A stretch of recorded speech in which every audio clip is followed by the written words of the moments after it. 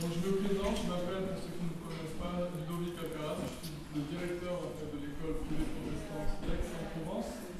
Et c'est moi qui suis chargé de s'accueillir ce soir.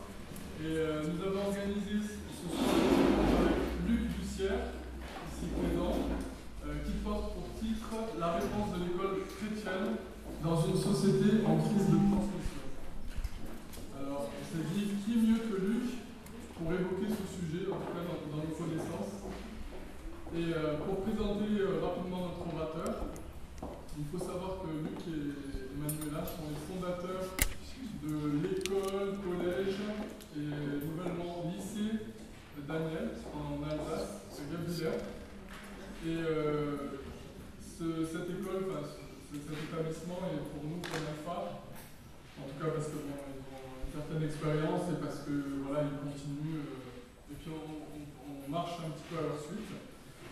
Et en même temps, Luc est également le président de l'AESPEF. Alors c'est un mot un peu compliqué, mais qui veut simplement dire que c'est des associations des écoles chrétiennes de France et de francophonie. Donc c'est pour ça que Luc a fait plusieurs voyages aussi à l'étranger, en Afrique, au Canada, etc. Là, il vient de Madagascar depuis longtemps.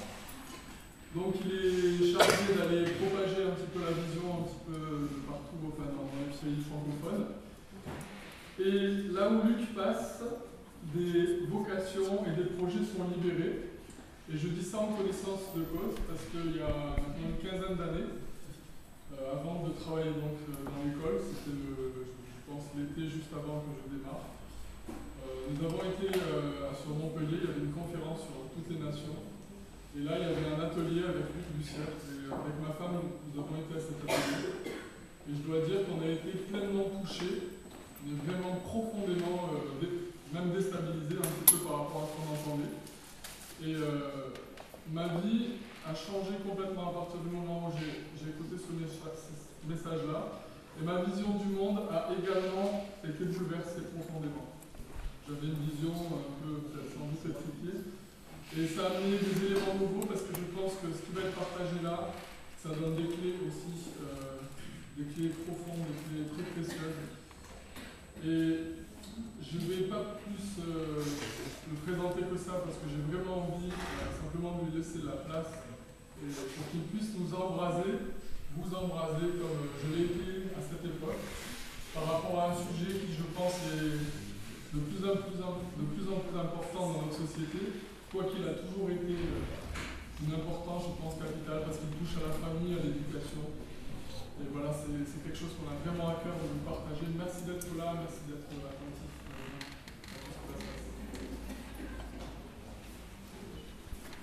Peut-être simplement prier.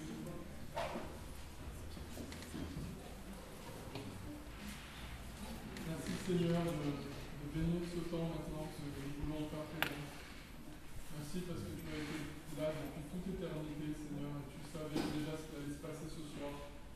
Et en même temps, nous te prions, Seigneur, que dans ta grâce, nos cœurs soient élargis par rapport à ce que nous allons entendre. Merci parce qu'au travers de Luc, c'est aussi ta bouche qui parle, c'est aussi ta vision qui est diffusée. Seigneur, que tu puisses nous disposer favorablement pour entendre ce que tu as à nous dire ce soir au travers de Luc.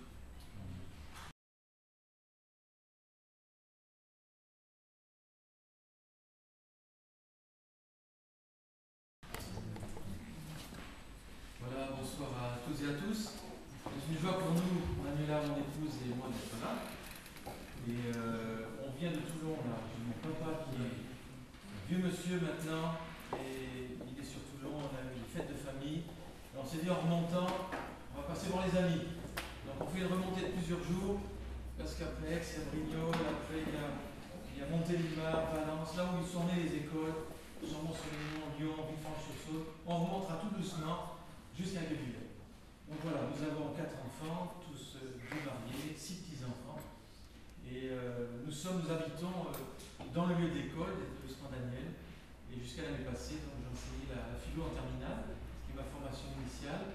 Et ma passion, bien, c'est cette vision d'école, d'éducation, de transmission.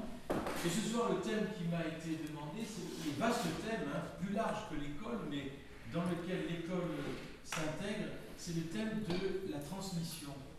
Et la réponse de l'école chrétienne au défi d'une crise, une crise que nous vivons aujourd'hui dans nos sociétés, c'est vraiment une crise de transmission. Et mon but ce soir, c'est à la fois vous inspirer, vous encourager. Je sais qu'il y a des amis aussi d'une école catholique, sont vraiment les bienvenus. Vraiment contents d'être là, qu'on soit différentes parties du corps de Christ, mais tous avec des questions et un cœur tourné vers nos enfants.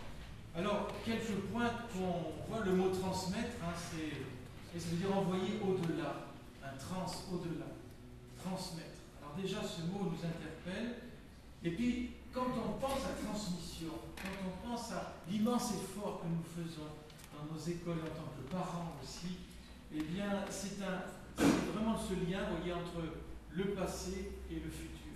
La transmission implique un lien, implique une vision large déjà. Et sans vision du passé ou du futur, pourquoi transmettre et que transmettre? Et donc la transmission se fait, et c'est là qu'a toute sa valeur l'école, parce que toute transmission vient d'une conception qu'on a de la vie. Qu'est-ce qu'un homme? Qu'est-ce que la vie? Alors, vous voyez, ce genre de questions-là, les réponses que je donne, ça va déterminer ce que je vais transmettre et pourquoi je vais transmettre. Et puis, la transmission se fait sur la conception du monde, sur des valeurs. On éduque tous en vue de quelque chose. Même celui qui dit, moi, je ne sais pas quelle valeur j'ai, je ne saurais pas mettre les mots dessus, mais notre façon d'éduquer, notre temps, notre investissement va traduire les valeurs que nous avons. Nous avons tous des valeurs.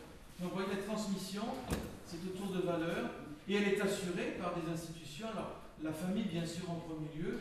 Ce soir, on parlera un petit peu plus de l'école, mais c'est jamais au détriment de la famille. D'ailleurs, je vous proposerai une définition de l'école, et plus j'avance, ça fait plus de 30 ans, nous sommes dans le milieu d'école chrétienne, et je pense que la définition d'une école chrétienne, c'est pas d'abord d'être une école, mais c'est d'abord d'être une famille.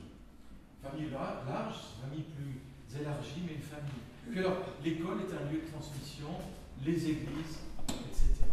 Alors, nous sommes témoins aujourd'hui, parce que depuis plusieurs années, une remise en question sans précédent par rapport à la conception de la vie, de la famille, de l'enfant, de l'homme.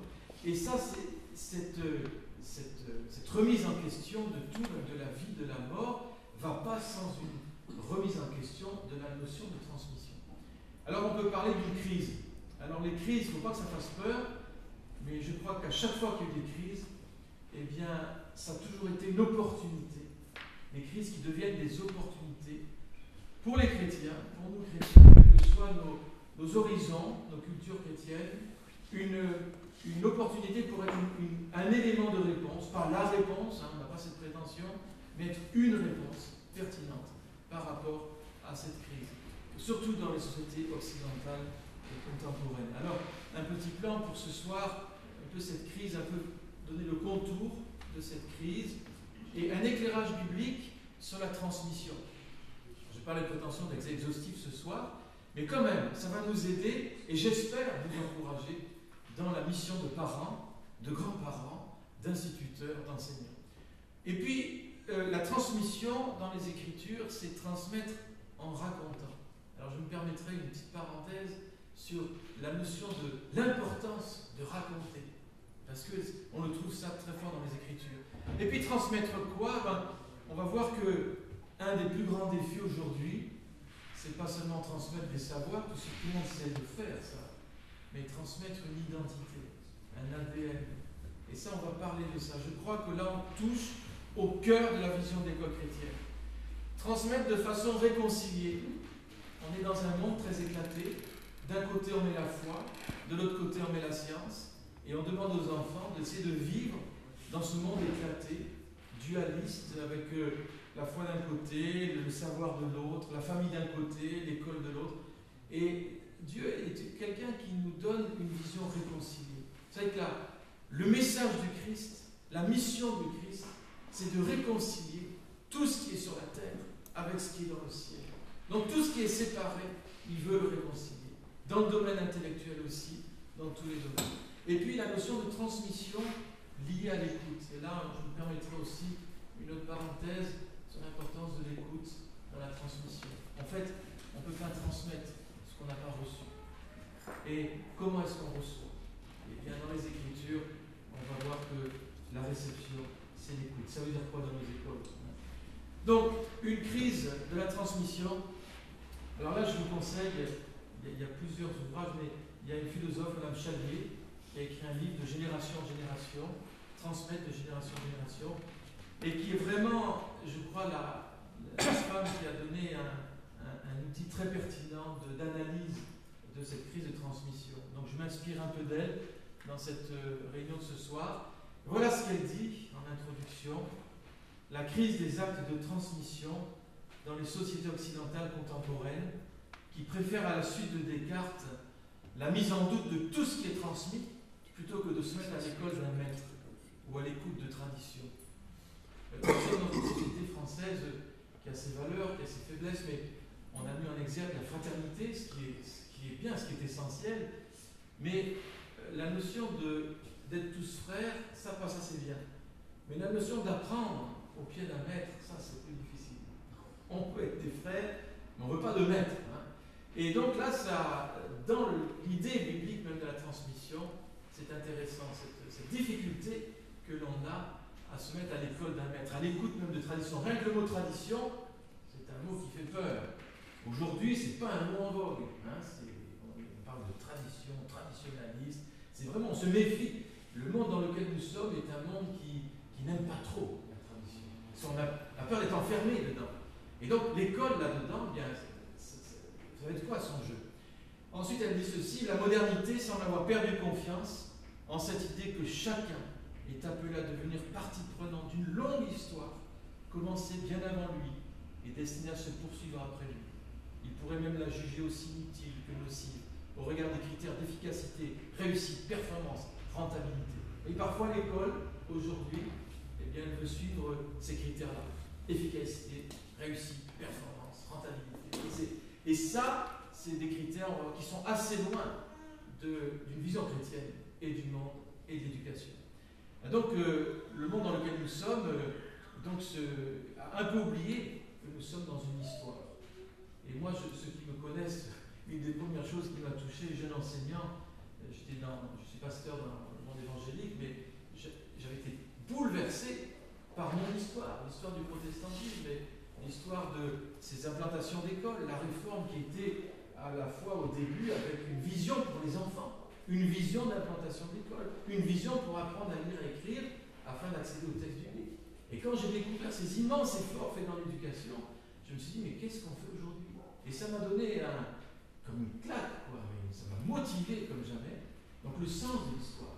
Ensuite, quand on redécouvre, qu'on soit catholique ou protestant, les immenses réussites, les immenses sources d'inspiration que sont les œuvres éducatives et le cœur avec lequel ça a été fait, on ne peut pas rester aujourd'hui en se disant tout va bien, on continue comme ça. On peut être que repris. Donc le sens de l'histoire, le sens du passé va nous donner d'être pertinent, je suis certain, pour l'avenir.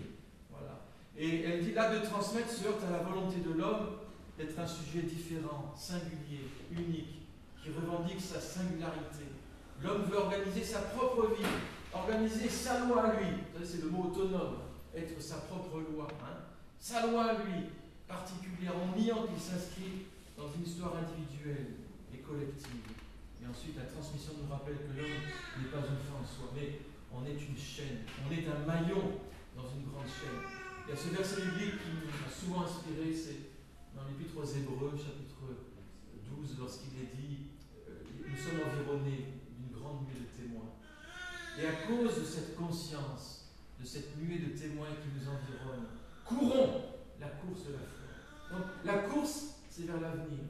Mais il y a comme la prise en conscience de ce passé, de ce que Dieu a fait dans notre vie, dans notre pays, etc.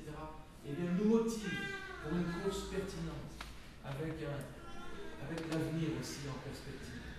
Donc la transmission en crise, quand on parle de transmission, eh bien on parle de qu'est-ce qu'on veut comme société. Hein. C'est ça. Éduquer, c'est en vue de quoi? J'éduque en vue de quoi? Quel est l'idéal que j'ai d'une vie de famille, d'une vie d'homme, voyez, d'une vie sur cette terre? Qu'est-ce que j'ai comme idéal? Est-ce que j'en ai un? Parce que si je n'ai pas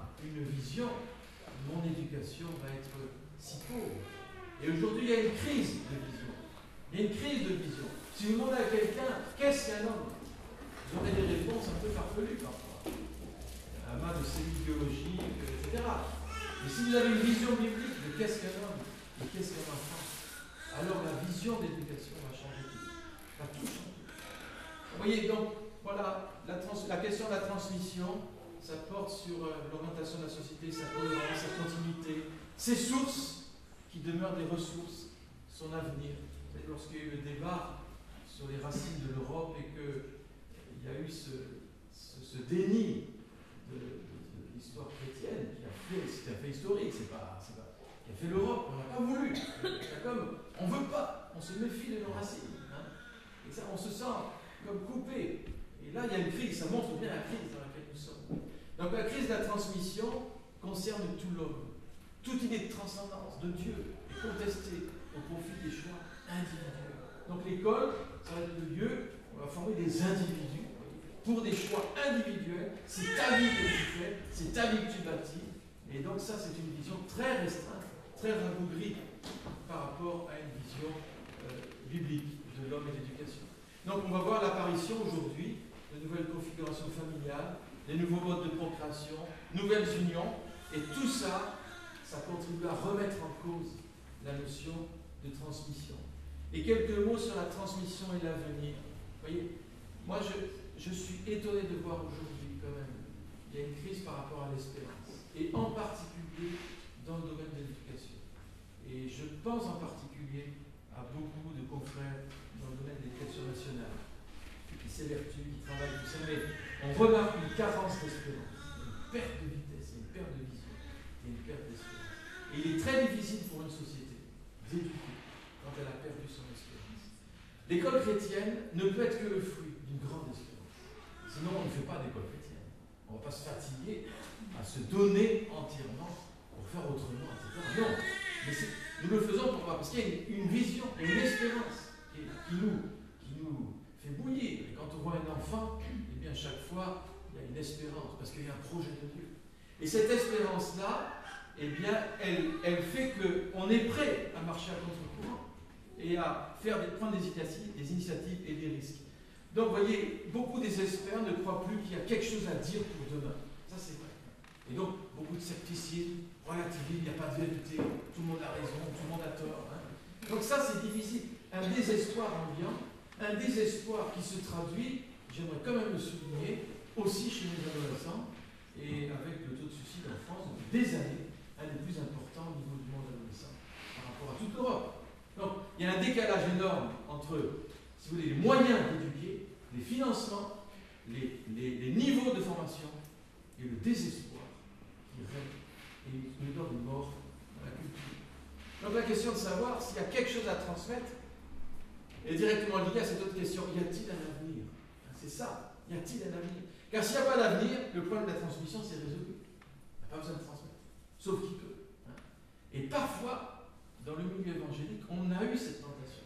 Je pense une vingtaine d'années en arrière, avec cette idée que Jésus peut-être revient bientôt. Et donc c'est sauf qui peut. Il faut le sauver, on va évangéliser, mais on ne va pas former à long terme. Parce que le temps est court. Et donc cette idée de la formation demande une vision de l'avenir, demande une vision du passé. Et je crois que les Écritures nous encouragent et veulent nourrir de façon nouvelle. Alors poser la question de la transmission, tenter d'y réfléchir, c'est poser ce postulat qu'il y a un avenir. Un avenir pour notre lignée, pour notre environnement, pour notre culture, pour notre terre, pour notre civilisation. Bref, on a quelque chose à dire. Et ce bel avenir, vous connaissez ces écritures fantastiques. J'en prends une parmi de nombreuses dans le prophète Jérémie. Je connais les projets que je formés sur vous, dit l'Éternel, projets de paix et non de malheur, afin de vous donner un avenir et de l'espérance. Ça, c'est la marque de Dieu dans le cœur d'un homme ou d'une femme qui a mis sa confiance en lui. Et ce projet d'avenir, on éduque en vue et conscient de ce projet de Dieu. Souvent, on aime à dire que chaque fois que Dieu a un projet pour l'humanité, il fait qu'un enfant naisse. Et chaque enfant correspond à une pensée de Dieu, à une pensée de bénédiction de Dieu pour notre terre, pour notre ville, pour notre pays. Et nous, éducateurs, on est là pour saisir essayer de saisir cette pensée de Dieu, de la nourrir, de l'accompagner et de contribuer à ce que le climat de l'école soit un climat de foi, parce que quand on prend l'avenir, c'est tout simplement le mot biblique qui s'appelle la foi. Et donc, une des réponses, parce que le thème du soir, c'est les réponses de l'école chrétienne, mais une des réponses pertinentes, c'est la foi, c'est la confiance en un Dieu bienveillant, en un Dieu qui est d'ailleurs celui qui est le bon berger. Et c'est quand même de cette parabole du bon berger, comme par hasard, que nous avons tiré notre mot français, éduquer, du latin éduquit, il conduit ses brebis dehors, éduquit, d'où le mot éducation. Ça vient de l'évangile de Jean. Donc, il y a un projet de Dieu. Il n'y a pas d'éducation possible sans espérance. Il n'y a pas de transmission possible sans espérance. Transmettre, c'est envoyer au-delà. Donc, c'est au-delà, dans l'avenir. La crise de transmission, c'est une crise, en fait, de l'espérance. Vraiment, aujourd'hui, c'est ça qui nous environne. Donc, il y a un paradoxe aujourd'hui. Parce que, regardez, on est dans un moment de notre culture où l'on déchiffre de mieux en mieux les processus de transmission. Jamais on les a autant décortiqués et définis. Il semble que nous soyons habités par un doute sur le bien fondé de la transmission. On n'a jamais autant analysé la transmission et on n'a jamais autant douté de la transmission.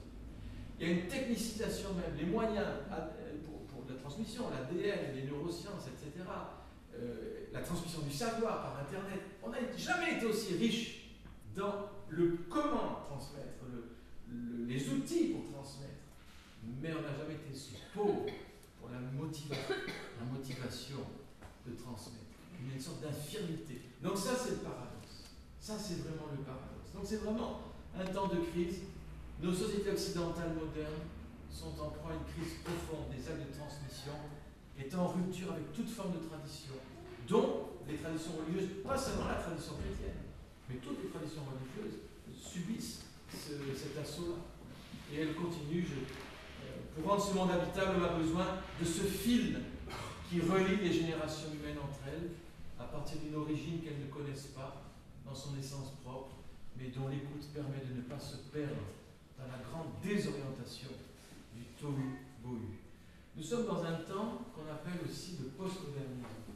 Et ça, le postmodernisme, c'est quelque chose, parmi les définitions du postmodernisme, il y a vraiment cette idée que l'accent, autrefois, était mis sur le passé. Et là, je vais donner quelques exemples. La Renaissance, la prémodernité, première modernité, la Renaissance, on met l'accent sur le passé. Il faut revivre l'Antiquité, voyez. Donc on regarde derrière.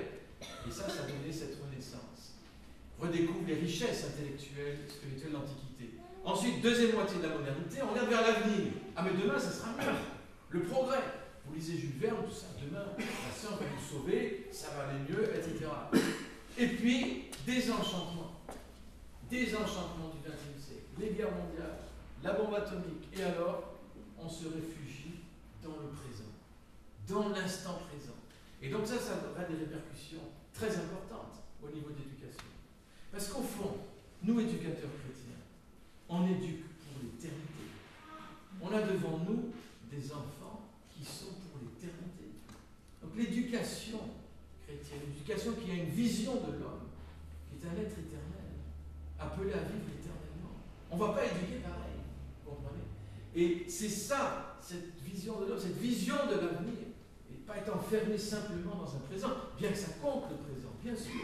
Mais, vous voyez, on a besoin de sortir de ce carcan de tout qui est pour le présent, pour maintenant, etc. Et donc, les systèmes sociaux se décomposent, les philosophes, les poètes mettent en avant une morale du présent, se réjouir des bonheurs les plus simples, ne pas chercher la gloire, la fortune. Aujourd'hui je vis, je veux jouir maintenant de la vie, éviter de souffrir, ni passé ni avenir, vivre aujourd'hui. Et en tant que parents, ça nous pose un problème, parce que si notre devise c'est vivre aujourd'hui, on ne va pas se donner pour nos enfants. On va dire laisse-moi tranquille, laisse-moi vivre, j'ai ma vie, vous voyez, tout ce genre de truc qui fait qu'on ne se donne pas, et qu'on ne se donne pas les moyens, et qu'on n'est pas prêt à transmettre totalement. Et donc, on a besoin de cette vision plus large que le présent. Et on a besoin de bâtir pour du long terme. Donc, ni passé ni avenir, vivre aujourd'hui, ça c'est le monde postmoderne. on veut tout de suite. On veut la réussite tout de suite. Et ça, dans nos écoles en particulier, nos jeunes, nos ados, nos lycéens, bien sûr, on a tous connu ça, on ne va pas jeter la pierre, mais c'est quand même une tendance qui est forte. Et cette tendance-là, elle a quelque chose de bon. Parce qu'on n'est pas fait non plus pour vivre que pour l'avenir ou le passé, bien sûr.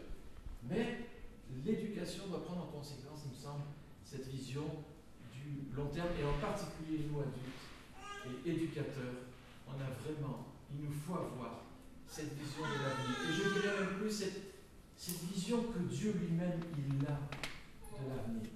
On est saturé de médias, de mauvaises nouvelles, etc. Mais l'important, c'est qu'est-ce que Dieu dit. Et Dieu nous dit, j'ai des projets d'avenir et d'espérance pour toi et pour tes enfants. Et donc nous n'allons pas éduquer, attention aux écoles chrétiennes. Est-ce que c'est la motivation d'un protectionnisme? Le monde est méchant, le monde est pourri. Il faut rassembler dans des petites communautés bien fermées nos enfants pour qu'ils soient à l'abri du monde. C'est pas ça la vision du cœur de Dieu.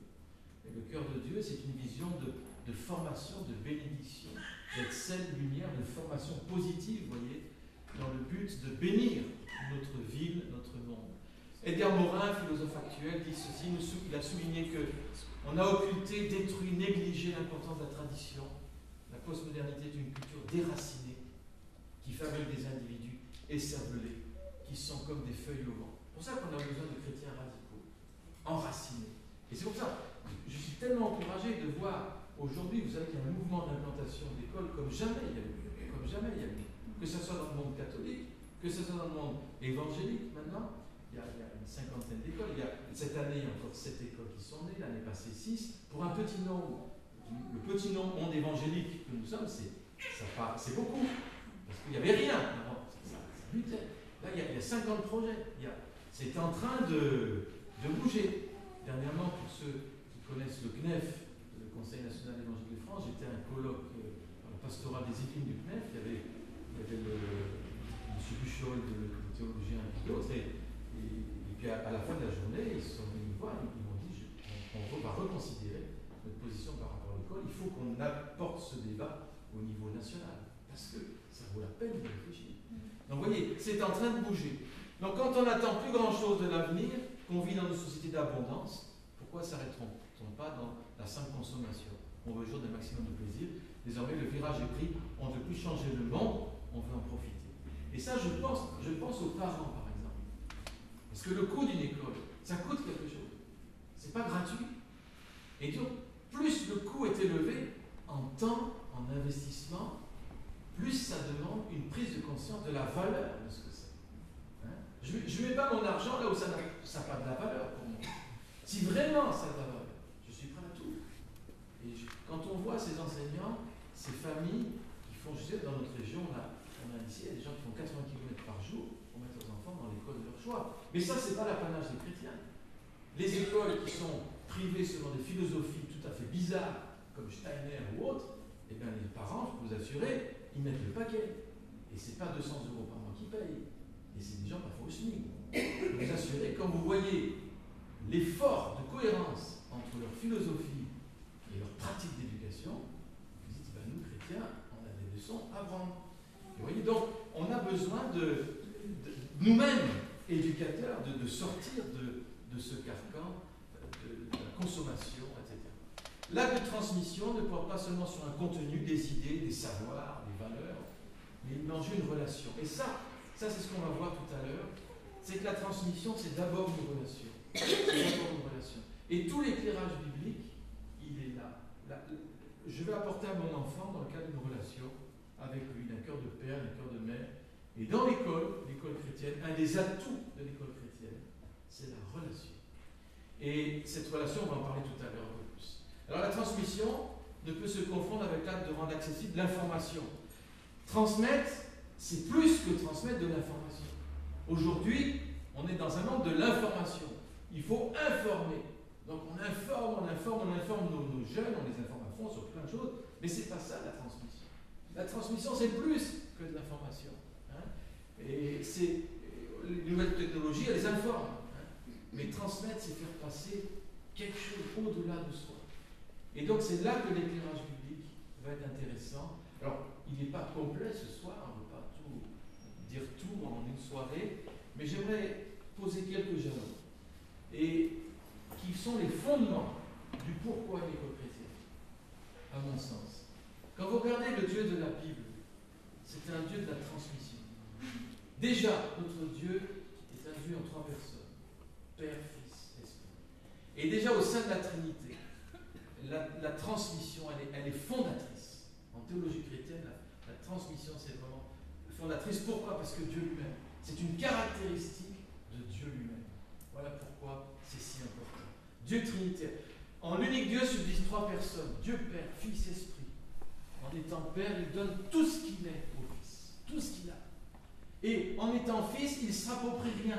Il redonne tout à son Père. Une transmission totale entre les personnes de la Trinité, même générosité. Il rend tout pour rester dans cet état filial de dépendance. Et cet aller-retour, l'Esprit qui joue son travail dans la transmission. Un des atouts de l'école chrétienne, c'est l'Esprit. C'est l'Esprit. C'est l'Esprit. L'Esprit qui est le plus grand pédagogue du monde, c'est l'Esprit. Et l'Esprit, il est donné aux enfants de Dieu. Il est communiqué dans nos cœurs. L'amour de Dieu est communiqué par l'Esprit. Et l'Esprit, je suis convaincu, il veut nous entraîner dans des aventures d'école et des aventures pédagogiques dont on n'a peut-être pas encore idée aujourd'hui. On n'est qu'au début, ça fait pendant 30 ans qu'on y est dedans. Hein. Mais moi, je peux vous assurer que je suis en train de... On se fait en écho au seuil encore de ce que Dieu veut nous faire découvrir dans toutes ces richesses de sa pédagogie. Alors, voyez, Dieu se présente à Moïse comme celui qui est. Je suis celui qui suis. Il est la source de tout. Une école chrétienne, c'est une école qui veut que sa source, ce soit le Christ, ce soit Dieu. Voyez, c'est ça. Il y a une source. D'ailleurs, la Bible est très claire. Elle dit qu'il y a un seul maître. C'est Jésus. C'est pour ça qu'on fait des écoles. Parce qu'il y a un seul maître. Si on pense qu'il peut y avoir plusieurs maîtres, alors on peut faire plein d'écoles de styles différents. Mais si on pense que le Christ est le seul maître, comme disent les Écritures, alors on va commencer à réfléchir. On va se dire, il y a peut-être quelque chose à dire. Et pas seulement sur les aspects spirituels. Peut-être que le Christ a quelque chose à dire sur tout le domaine de la réalité. Et c'est ce que nous pensons. Et c'est ce que la Bible dit. Donc Dieu se présente à Moïse comme celui-là, mais il se présente aussi. Je suis le Dieu de ton père, le Dieu d'Abraham, le Dieu d'Isaac et de Jacob. La définition de Dieu, c'est un Dieu sous 3 générations. Ça veut dire, c'est un Dieu de transmission. Et ça, c'est le cœur de Dieu. Et cette transmission, elle est fondamentale. Elle est fondamentale. L'idée de Dieu enferme l'idée de transmission. Donc la transmission, c'est le secret de Dieu. C'est le secret du monde. C'est le moteur de la vie. Et vous voyez, le Fils, qu'est-ce qu'il a fait sur terre? Il a transmis tout ce qu'il avait de son Père, son amour, sa façon de voir l'homme, sa façon d'agir, de guérir. Il a tout transmis. Il a voulu transmettre ce que son Père, il est. C'est quoi une école chrétienne? C'est un lieu de transmission, où on transmettre quelque chose de Dieu. Parce que notre Dieu, il ne se révèle pas seulement par sa parole, notre Dieu s'est révélé aussi par son Fils, et notre Dieu s'est révélé aussi par la création. Et toute la création parle de lui. C'est quoi une école chrétienne? C'est une école où on apprend à lire ce que Dieu a écrit dans le livre de la création. Et ça, on n'a pas la prétention de savoir bien lire encore. Je peux vous dire, mais on apprend à lire. Et moi, après 30 ans d'école chrétienne, je peux vous assurer, on apprend à lire encore dans ce grand livre de la création. Alors, on peut participer à la vie qui vient de Dieu en la transmettant. Et en fait, plus on la transmet, plus on la reçoit. Et je peux vous assurer, les éducateurs qui ont démarré ces écoles, c'est dur, c'est parfois difficile, etc. Mais tous, ils me disent, mais il y a quelque chose de la vie de Dieu qui passe au fur et à mesure qu'on transmet. Mais qui dit transmettre, dit recevoir. Et un des problèmes qu'on peut avoir, c'est qu'à un moment, on ne reçoit plus. On est fatigué, on est lassé. Et du coup, on ne reçoit plus, et il y a la transmission qui se tarit. Et là, il est temps de prendre ou un congé, ou faire quelque chose. Parce que si on ne reçoit plus, on n'a plus grand-chose à donner. Comme on dit, le citron, il est pressé. Et là, peut-être qu'il faut prendre des vacances, il faut faire quelque chose. une retraite, mettre à part avec Dieu, mais quelque chose pour que de nouveau on reçoive de lui. Voilà. Alors, on continue. Le Dieu de la transmission. Regardez, par exemple, dans l'évangile de Luc, dans l'Ancien Testament, on trouve les généalogies. Et parfois, quand on les lit, on passe. Peut-être comme moi, mais j'ai une généalogie. Hop, on passe au but d'après. Mais quand même, la généalogie de Jésus, il est dit fils d'eux, fils d'eux, fils d'eux. Et à la fin, il est dit fils d'Adam, fils de Dieu. Et je me suis dit, au bout d'un moment, voilà, fils d'Adam, Adam est-il fils de Dieu? Ben oui. Et c'est quoi l'éducation au fond? C'est prendre conscience qu'on est des fils et des filles.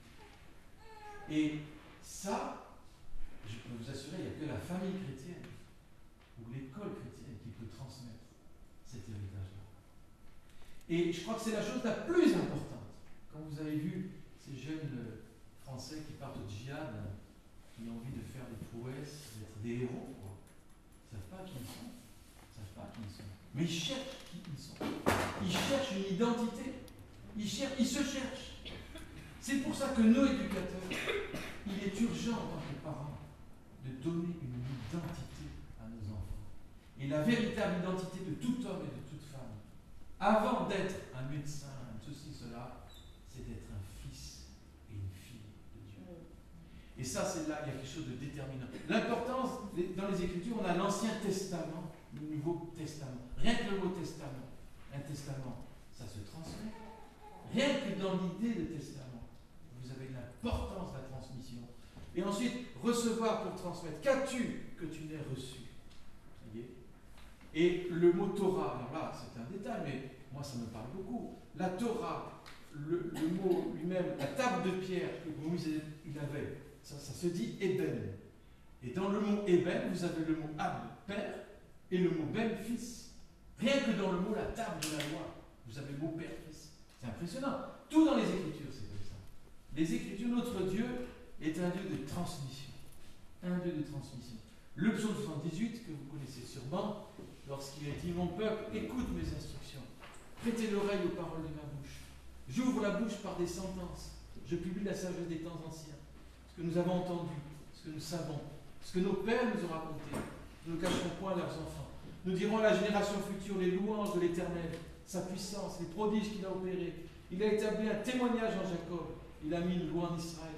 Il a ordonné à nos pères de l'enseigner aux enfants, pour qu'elle fût connue à la génération future, des enfants qui naîtraient, et que devenus grands, ils en parlassent à leurs enfants, afin qu'ils missent en Dieu leur confiance, qu'ils n'oubliassent pas les œuvres de Dieu, qu'ils observassent tous ses commandements, afin qu'ils ne fussent pas comme leur père, une race indocile, rebelle, une race dont le cœur n'était pas ferme et dont l'esprit n'était pas fidèle à Dieu. Donc l'importance, vous voyez, de la transmission. Et la transmission, pas seulement sur une génération, mais sur plusieurs générations. Moi, je crois qu'il y a eu, dans le peuple chrétien, en France, une brisure de la transmission. Et en particulier, mon analyse, c'est qu'il y a un moment, on s'est dit, il nous faut transmettre la foi, au détriment des savoirs. Et on s'est dit, notre rôle de chrétien, c'est de transmettre la foi, comme si la foi n'était pas le fondement à tous les savoirs et à tous les apprentissages et à toute vision du monde. Et donc en coupant le domaine de la foi, le domaine des savoirs, on a fait une magistrale erreur. Et je parle nous protestants en particulier, parce que les catholiques, ils ont gardé leurs écoles, heureusement, et leurs universités, même s'il n'y a plus grand-chose, faut bien dire, dedans, mais au moins, ils ont gardé. Mais je crois qu'il y a un immense effort là-dedans de transmission. Et puis alors, la transmission dans les Écritures, il y a un cadre. On ne transmet pas n'importe comment. Vous voyez, la spontanéité, c'est bien, mais Dieu est un Dieu d'ordre. Et le cadre qu'il a donné pour transmettre, c'est l'alliance. C'est l'alliance, c'est le peuple de Dieu. Le cadre de l'instruction, c'est la famille. Pas seulement papa-maman, mais la famille au sens large. Le peuple de Dieu. L'éducation a été confiée au peuple de Dieu. Alors, heureusement que l'État s'en occupe. Mais ça n'a jamais été à l'État de s'occuper de nos enfants. Bibliquement parlant, jamais. C'est les philosophes de ce monde qui ont dit, je range un Rousseau le premier, qui a dit, tiens, il avait une nouvelle idée, tiens, c'est à l'État de former une éducation, de former une génération, c'est plus aux parents. Jean-Jacques Rousseau a dit les parents sont inaptes. Il faut leur enlever. Alors, du coup, ben voilà, on a pensé que l'État devait tout faire. Et nous, chrétiens, on s'est dit, ben tiens, l'État fait tout, c'est gratuit, c'est super. Et du coup, on laisse tomber. Mais trouvez-moi un seul fondement biblique qui dise que l'éducation, c'est l'affaire de l'État. Bien sûr qu'il a son mot à dire, heureusement. Mais ce n'est pas sa première responsabilité. La première responsabilité, c'est la famille. Et le cadre de la transmission, c'est toujours dans les Écritures, le cadre de la famille. Regardez les proverbes. Alors ça, c'est l'illustration. David qui veut instruire son fils Salomon pour être roi. Alors vous allez dire, oui, mais Salomon, c'est pas nos enfants. Eh bien si. Est-ce que nous ne sommes pas tous de race royale? Est-ce que vos enfants seraient peut-être moins de race royale qu'un Salomon? Qu'est-ce que disent les Écritures? Nous sommes une race royale. Qu'est-ce que dit Jésus? Vous régnerez avec moi pour l'éternité. Notre vocation, c'est d'être roi et d'être reine. Si on n'a pas cette vision, si on a une vision dépréciée, diminuée, eh bien notre vision d'éducation sera autant diminuée et dépréciée. Il nous faut une grande vision de nous-mêmes et de qu'est-ce qu'un enfant pour pouvoir contribuer à transmettre selon le cœur de Dieu. Regardez, écoute mon fils l'instruction de ton père, ne rejette pas l'enseignement de ta mère, c'est une couronne de grâce pour ta tête, une parure pour ton cou. Et Proverbe 3, mon fils, n'oublie pas mes enseignements, que ton cœur garde mes préceptes. Toute l'atmosphère de la transmission dans les Écritures, c'est une atmosphère familiale. C'est pas une atmosphère de spécialiste en premier. En tout cas, il y a le cœur de père et de mère qui est libéré en même temps que la transmission des apprentissages et des savoirs. Et c'est dans ce climat de sécurité, si vous voulez, que Dieu a prévu que les enfants grandissent et se forment. Et c'est le climat de l'affection. Alors là, j'utilise beaucoup Don Bosco, c'est un des plus grands pédagogues catholiques, lorsqu'il disait ces phrases, j'espère que vous les connaissez. Si vous ne les connaissez pas, il faut les apprendre par cœur, c'est absolument impressionnant. Ce qui est important, ce n'est pas que les jeunes soient aimés, mais c'est qu'ils se sachent aimer. La différence est grande. Ceux qui sont parents, vous savez, vos gamins tout d'un coup disent mais tu m'aimes moins que l'autre, pourtant tu aimes pareil. Mais oui, mais sa perception, ben c'est ça, il faut faire avec ce qu'il sent. Il faut qu'il se sache aimer pareil. Sans affection, pas de confiance, sans confiance, pas d'éducation. Et la confiance, c'est le mot fort, c'est le mot foi, la confiance. Foi en Dieu, foi dans l'homme, quelque part aussi, hein, au travers de Dieu. Donc vous voyez, cette affection, elle est centrale. Jésus lui-même, quand on y pense, il a eu besoin d'entendre ce message de son Père. Avant de faire quoi que ce soit, avant de faire le premier miracle, il entend la voix de son Père qui lui dit « Voici mon Fils bien-aimé, en qui j'ai mis toute mon affection. » Si Jésus le Fils a entendu cela, et je suis sûr que ça lui a fait du bien, nos enfants doivent entendre cela par des mots, par des gestes, par un climat. Et c'est ça qui forme, et c'est ce dont notre monde a le plus besoin. Et ça, c'est un des ingrédients, des richesses de l'école chrétienne. Faire confiance, espérer, aimer, dit Don Bosco. Telle est l'attitude du Père envers nous, tel est l'essentiel de toute la spiritualité chrétienne de l'éducation. Alors vous qui êtes catholique dans cet auditoire, levez la main, il y en a plusieurs, n'ayez pas peur. Voilà. Eh bien, super. Eh bien, je peux vous dire, retrouvez vos racines, recherchez dans ces écrits, dans ces sources. Vous allez y trouver une nourriture pour faire ce que vous faites, qui va vous aider toute votre vie, qui va vous défier dans vos tâches d'éducateur. Et moi, plus je retrouve cette pépite et cet or qui est là, plus c'est un défi et en même temps un immense encouragement. Et puis, le cas de la transmission, on a dit, oui, bon, ça on l'a vu, le cas de l'alliance, et transmettre, la transmission et la paternité. Alors transmettre, on a dit, c'est envoyer au-delà. Eh bien ça, c'est le propre du rôle de la paternité du Père. Xavier Lacroix, ceux qui le connaissent, c'est un professeur, un théologien catholique, c'était mon prof de philo en terminale à Lyon. On est restés amis, et il a dit ceci: est Père celui qui, traversé par une vie qui vient de plus loin que lui, et va plus loin que lui, est témoin de l'origine, tuteur de la croissance, passeur de l'avenir.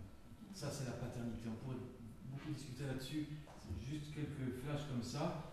Mais donc, l'idée de transmission, c'est une idée vraiment de retrouver une image proprement paternelle. parentale, parce que bien sûr que la mère, on l'a vu, elle a tout son rôle là-dedans. Alors transmettre quoi? C'est transmettre au-delà de soi, on a dit. Mais oui, mais transmettre quoi? Alors ce quelque chose, dit Madame Chalier, est constitué par un ensemble de connaissances, bien sûr, ça toutes les écoles le font, hein, de valeurs, de signification. Tiens, ça, il y a parfois moins. Signification, ça veut dire le sens. C'est quoi le sens de l'histoire? Est-ce qu'elle a un sens? Aujourd'hui, il y a beaucoup de gens qui disent qu'il n'y a pas de sens. Mais la vision de Dieu, il y a un sens à tout. Et on peut donner un même cours d'histoire sans aucun sens, ou avec du sens. Et c'est les mêmes principes, c'est les mêmes dates, c'est les mêmes événements que vous étudiez. Mais on peut le voir avec une interprétation selon Dieu, je crois, vraiment. Et donc là, il y a du sens à donner, je crois, beaucoup plus dans nos écoles. Et aussi des questions et des difficultés théoriques, pratiques. Donc ça aussi, on le transmet. Hein. L'école chrétienne, ce n'est pas l'école sans difficulté. Et l'enfant n'est pas à l'abri des difficultés. C'est pas s'établir dans ce sens-là. Hein. Mais il peut avoir un accompagnement, une réponse. C'est fait aussi d'émotions, de passion, d'amour, de haine, de désir parfois inconnu de soi, d'expression charnelle. Ben, c'est la vie, au fond. On transmet la vie. Il ne faut pas que ce soit un lieu aseptisé. C'est un lieu qui est un lieu de vie et on transmet notre vie. Et parfois, eh bien, quand on se trompe, on accepte et on demande pardon. Et bref, c'est un lieu de vie. C'est un lieu de famille, comme dans une famille. C'est pareil. Et la transmission, elle élève. Vous avez réfléchi à notre mot français, les élèves. Mais les élever vers qui?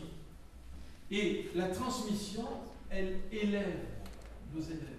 C'est ça. Et l'école chrétienne est appelée à élever nos élèves. L'acte de transmission ne se limite pas à la communication, contenu d'informations, des connaissances. C'est cette transmission, c'est le beau mot du vocabulaire français pour désigner l'écolier, l'élève. La transmission, elle l'humanise. Il s'agit de transmettre du sang, de l'expérience de la vie, la façon de voir, de goûter, de penser, de dire, de vivre. Transmettre une culture. Et vous savez, dans toute culture, ce n'est pas l'objet de ce soir, il y a toujours un culte. Et c'est ça le problème. Et le grand mandat que Dieu nous a donné dans la Genèse, allez, vous allez dominer sur la création, vous allez cultiver votre jardin. Et c'est de là qu'est née notre mot culture. L'école chrétienne, c'est quoi? C'est un lieu de transmission de culture. Mais quelle culture? Toute culture véhicule un culte. Quel est le culte qui est véhiculé dans nos cultures françaises actuellement? Mais malheureusement, très souvent, c'est cette vision de l'humanisme, de l'homocentre, de l'économie, tout pour l'économie, etc. Donc il y a des tas d'idoles dans la pédagogie aujourd'hui. Et Dieu voudrait qu'on lui rende un culte qui soit agréable. C'est-à-dire, vraiment notre culte de chrétien est authentique, fondé, véridique. Il va automatiquement déborder sur la culture. Et le débordement sur la culture, ça prend en son sein l'école. Et je pense que s'il y a si peu d'écoles, c'est qu'il y a peu de débordement. On a besoin de déborder à nouveau. Un tel culte aura Dieu que ça déborde sur la culture. Il s'agit de transmettre une culture, il s'agit de transmettre en fait ce que la Bible appelle une sagesse. On va dire quelques mots dessus. Transmettre, c'est pas endoctriner, hein, c'est pas ça. Attention, ça pourrait être un danger dans nos écoles, l'endoctrinement. Hein, mais c'est pas du tout ça. On veut respecter l'enfant, il a son choix à faire. On va lui donner des opportunités de choisir. Et vous savez, j'en connais pas dans notre établissement, c'est merveilleux parce qu'on a parfois des crises d'ados, hein, collégiens, 6e, 5e, 4e. Mais les parents, c'est des petites saintes images de leurs enfants, là, je pense que c'est tout d'un coup, ils changent. Ils disent, qu'est-ce que vous leur faites? Mais nous, on ne leur fait rien. Alors parfois, on est un peu déstabilisés nous-mêmes parce que ces petits-enfants, c'est sage. Tout d'un coup, ils pètent un câble.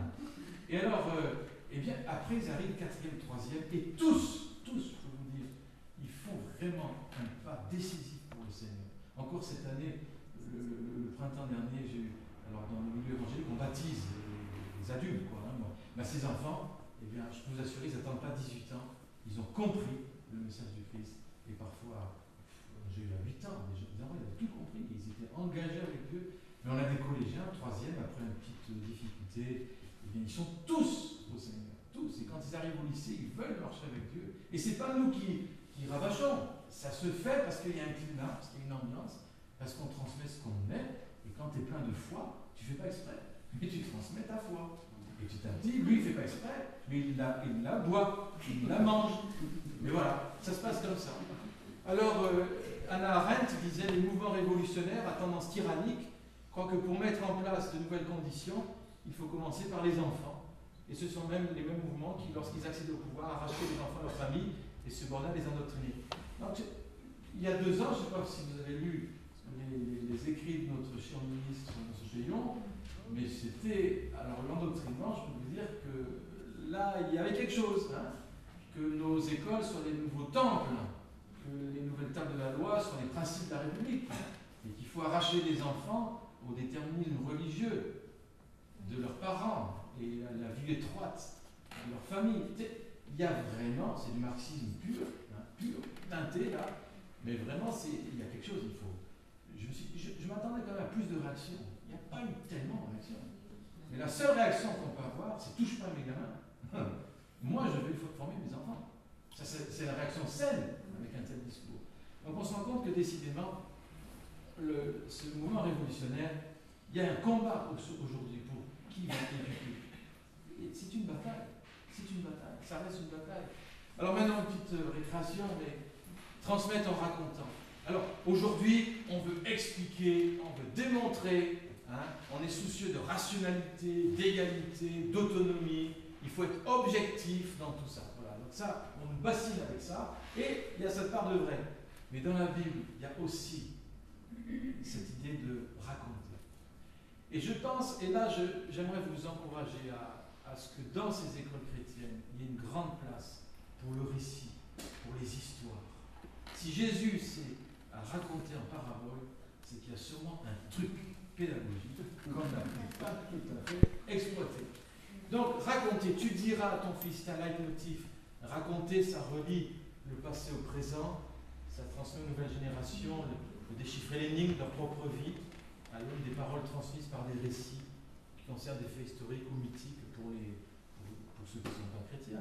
Il y a les mythes, tout ça, mais il y a quelque chose de très riche dans le fait de raconter. Aujourd'hui, dans une société qui se veut neutre de tout. Donc, on va se contenter d'informer. Parce que si on commence à raconter, alors là, on sort de la neutralité. Et voyez, l'acte d'informer, c'est beaucoup plus qu'informer dans nos écoles. Informer, c'est la valorisation de l'individu autonome, voyez. Mais je crois que là, il y a une pauvreté qui se veut l'apanage de la neutralité. Il n'y a pas de neutralité. J'espère que c'est bien clair pour chacun. Il n'y a pas, la neutralité n'existe pas. C'est impossible d'être neutre. On transmet toujours ce qu'on est. Et en tant que parent, on transmet ce qu'on est, avec des choses plus ou moins bien parfois, mais on transmet. Il n'y a pas de neutralité. Un enseignant qui veut être aussi objectif que possible ne peut pas être neutre.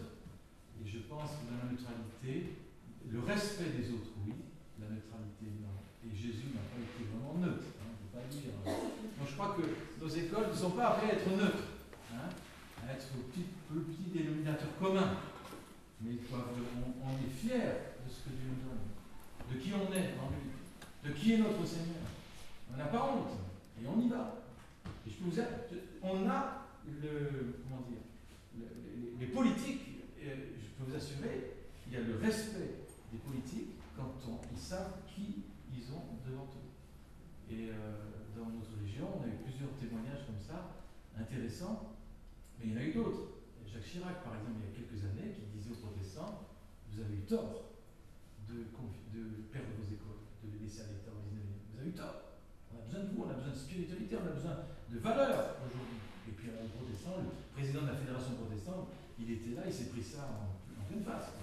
Et je crois que les gens sont conscients qu'il y a une carence de sens, il y a une carence de valeurs et tout ça. Et vous assurer, on a besoin d'un témoignage clair qui respecte tous les autres, mais qui sait très bien pourquoi ils s'engagent. Donc nous ne sommes pas neutres. Et raconter pour les Hébreux, c'est essentiel. Ils racontent leur histoire aux enfants. Ils racontent l'histoire de Pâques, la sortie d'Égypte, régulièrement. Ils racontent oralement, ils racontent aussi en éveillant l'intelligence, l'imagination, avec des tas d'objets, avec des lumières, avec des bougies. Ils racontent. Et les enfants, vous savez ce que ça fait, ce discours, ce qui n'est pas du tout abstrait, qui est un discours concret très souvent. Eh bien, les enfants, ils acquièrent un sentiment d'appartenance. J'appartiens à un peuple. J'appartiens au Seigneur. Et ça se fait par le récit. Et la Bible emploie un terme hébraïque qui s'appelle le tam. On peut le traduire par le goût, raconter avec goût. Il faut que nos écoles en retrouvent le goût. Il n'y a pas eu de la saveur, et je crois qu'on est appelé à redonner de la saveur. Alors ce mot, ça veut dire saveur, goût, sens. Ça accompagne l'acte de raconter. Il faut goûter aux mots pour qu'ils aient une signification. Et c'est pour ça que ce récit se faisait par les chants, par le rythme, par les danses, par la musique. J'espère qu'il y a beaucoup de place pour le chant, dans vos écoles, dans vos salles de classe, pour la danse, pour la musique. Et j'espère qu'un jour, on pourra même enseigner en chantant. Bienvenue au club, je suis convaincu. J'ai Manuela, mon épouse, qui est d'origine italienne et espagnole, son grand-père de Rome. Elle se rappelle, petite fille, qu'il chantait tout le temps avec sa femme. Et passe-moi le sel en chantant. Vous voyez? Passe-moi le sel, passe-moi le plat, en chantant. Et donc, je me dis, mais le chant, ça donne du goût aux choses. Le chant. Et puis, l'acte de dire à quelqu'un, mais on a des forces émotionnelles, imaginatives, historiques, sociales, incommensurables à la sagesse des concepts. En France, on est très très axé sur les concepts, sur l'abstraction. C'est une force aussi, il ne faut pas le dénigrer. Mais on a besoin de retrouver tout le reste, toute cette dimension biblique du tam. Hein. Alors, regardez, Dieu, il a son peuple. Il veut faire un peuple. Pourquoi il veut faire un peuple? Pour qu'il soit une bénédiction, une lumière pour toutes les nations. Son projet n'a pas changé. Donc, qu'est-ce qu'il fait? Première étape, on le sort d'Égypte. On sort d'Égypte. C'est le début.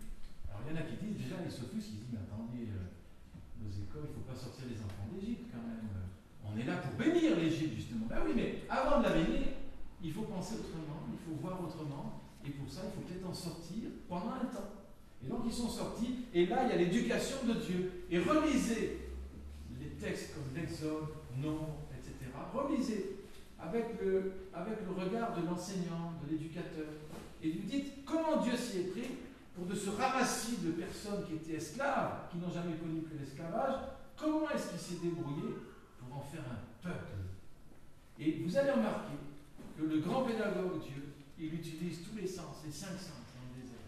Vous avez l'odorat, vous avez l'ouïe, concerne les trompettes, les coups de tonnerre, la voix de Dieu, le silence des sabbats, le goût, l'eau qui est amère, douce, la manne, goût de miel, les offrandes étaient mangées, le toucher, il fallait ramasser cette main, construire le tabernacle, créativité, imposer les mains au bouc, l'odorat, l'encens qui montait, bref, tous les 5 sens étaient utilisés.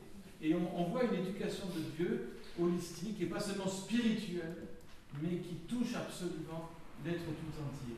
Et puis raconter, c'est un commandement, et c'est la mitzvah chez les Juifs, et c'est une obligation de se souvenir de ce qu'ont fait nos pères, obligation de se souvenir on va apporter l'offrande, on va commencer à raconter à haute voix devant l'Éternel que son père était enfant d'Abraham, qui fut errant, descendu en Égypte, etc. Donc ce récit, raconté, relie ainsi le présent avec le passé. Et c'est comme ça qu'une identité se crée. C'est pour ça que je dis, au niveau des écoles, quelles qu'elles soient, évangéliques, catholiques, etc., il y a besoin de se nourrir de toute la sève des générations passées qui ont déjà tout dit, qui ont déjà fait peut-être tout. Il ne faut pas tout réinventer, mais il nous faut vraiment avoir cette humilité de reprendre ce manteau. C'est un peu comme Élisée, un jour, qui voit Élie, son maître, monter au ciel et dit « Père, Père !» Et puis le manteau d'Élie tombe, et Élisée, il a ramassé le manteau. Et le manteau d'éducation, il est tombé dans notre pays. Il était sur l'Église, il était sur les chrétiens, le peuple de Dieu. Et puis il est tombé, et puis on l'a laissé. Et puis maintenant, il est temps de le ramasser, non pas pour avoir l'exclusivité de l'éducation, c'est pas du tout ça le but, mais pour pouvoir donner du bruit, pour pouvoir donner ce que nous sommes et ce que Dieu nous a donné au monde. Et ça reste au cœur de Dieu. Voyez donc, obéir à la mitzvah, raconter, c'est relier le présent au passé. Et ça, c'est un aspect essentiel. Raconter avec Tam, à chaque sabbat, les pères qui racontent à leurs enfants les épisodes de l'histoire de leurs ancêtres. etc. Eh bien, je crois que là, il y a beaucoup à prendre, que ce soit dans la famille, que ce soit dans l'école, il faut raconter. Moi, j'aime bien raconter, par exemple, le début de l'école. Vous faites aussi, Aix-en-Provence, peut-être le début de l'école, aux nouveaux élèves, aux nouveaux enseignants qui arrivent. On est dans un château, là. Il y a un beau château, un verger, tout ça. Et les gens, ils pensent que c'était tout le temps comme ça. On leur dit, ben non, au début, il n'y avait rien, les amis, il n'y avait rien du tout. Et les parents ont dû bosser. Ah bon, ça s'est passé comment? Et on raconte les miracles de Dieu, ses interventions, tout ça. Et les gens, ils sont là, ils disent, waouh. Et vous savez, quand un enfant vous dit, waouh, vous savez ce que c'est ça? C'est de l'adoration. C'est de l'émerveillement. Et je crois que nos écoles sont appelées à restimuler l'adoration, l'émerveillement. Il manque des waouh dans nos classes et on doit retrouver le waouh. Ça, c'est une phrase. Il faut toucher le cœur dans toutes ses composantes. En fait, éduquer, c'est une affaire de cœur. Et psaume 19, vous savez que non seulement les enseignants racontent, ou les pères, mais vous savez que la création raconte. La Bible dit dans le psaume 19, les cieux racontent la gloire de Dieu. Et nous, on a des tas de gens aujourd'hui qui nous disent, les cieux ne racontent rien du tout. Qu'est-ce qu'on va dire dans nos écoles? On va dire les cieux racontent, ou la création n'a rien à dire. Que un amas de chiffres, de données, de molécules, de cellules. Ou est-ce qu'elle a quelque chose à dire? Et le défi de l'école chrétienne, c'est retrouver le sens du visible qui parle de l'invisible. Romains, chapitre 1. Toutes les choses visibles reflètent l'invisible. Et les hommes ayant refusé de rendre grâce, c'est-à-dire de reconnaître l'invisible dans le visible, ils ont eu la pensée obscurcie de la parole de Dieu. Et leur cœur a été plongé dans les ténèbres. L'école chrétienne, c'est le défi de refaire le lien entre le visible et l'invisible, entre tous les aspects de la création. Chaque aspect de la création est un témoignage de Dieu qui parle de lui. Et nous voulons, dans nos écoles, passer de la connaissance à la reconnaissance. Joël chapitre 1, racontez à vos enfants, que vos enfants le racontent à leurs enfants, et leurs enfants à la génération future. On arrive à la transmission d'identité, et on termine bientôt. La transmission d'identité, merci. Et donc, à mon sens, après des années, après 30 ans d'enseignement dans les écoles chrétiennes, je crois que là on touche un cœur. Luc 6,40. Le disciple n'est pas plus que le maître, mais tout disciple accompli sera comme son maître. Je dis souvent, il n'est pas dit il saura, il est dit il sera. C'est là la force de l'éducation chrétienne, que ce soit familiale ou que ce soit dans une école. On transmet ce qu'on est. 1 Timothée 4, regardez, vous connaissez ça, les enseignants en tout cas, ça doit être votre verset fétiche. Ça. Que personne ne méprise ta jeunesse, soit un modèle pour les fidèles en parole, en conduite, en charité, en foi, en pureté. Donc regardez d'abord un modèle, c'est-à-dire l'être, dans ce que tu es. Et ensuite, 2. Jusqu'à ce que je vienne appliquer à la lecture, l'exhortation, l'enseignement, donc tu t'occupes du don qui est en toi. Mais ça vient après le fait d'être. Tu es d'abord. Ensuite, tu t'occupes de ton enseignement. Il faut que ton enseignement découle de qui tu es, de ton cœur et de ta relation avec Dieu. Et c'est ça qui va être un signe. Parce qu'au fond, être des enseignants, et encore le beau mot français, enseignant. J'espère que vous avez pensé à ce beau mot. Qu'est-ce qu'il veut dire au fond, ce mot enseigner? Ça veut dire être porteur de signes. Mais dans un monde qui est en perte de signes et de sens, Dieu veut lever une génération d'enseignants qui soient des signes, et ces signes à lui. Donc, voyez, occupe-toi de ces choses, donne-toi tout entier à elles, afin que tes progrès soient évidents pour tous. Veille sur toi-même, sur ton enseignement. Être enseignant aujourd'hui, c'est pas d'abord transmettre un programme d'éducation nationale, bien que ça ait toute son importance, mais c'est de transmettre le cœur de Dieu et la pensée de Dieu. Et ça, c'est un autre défi. C'est pour ça qu'il est dit, donne-toi tout entier. Parce que non seulement il faut transmettre, et c'est déjà pas facile, les contenus qui sont importants, qui sont très importants pour nos enfants, mais il faut en même temps être accepté d'être réformé dans nos interprétations. Et ça demande ce que la Bible appelle le grand mot biblique, ça s'appelle la repentance. Ça veut dire penser autrement. Et c'est ce que Dieu veut dans nos écoles aujourd'hui. Proverbe 13, celui qui fréquente les sages devient sage. C'est des principes simples. Aujourd'hui, on veut faire des bons chrétiens, des bons disciples, et on les met devant des bons moqueurs. On va dire, tiens, ça va marcher. Ça ne marche pas. Ça ne marche pas. Ça ne peut pas marcher. La Bible dit, tu veux un enfant sage, dans le sens biblique du terme. C'est pas être assis à sa chaise et rien faire. C'est pas ça la sagesse. Hein. C'est penser comme lui. C'est agir comme lui. C'est discerner comme lui. C'est un caractère. C'est tout ça la sagesse. Eh bien, tu l'as pas comme ça.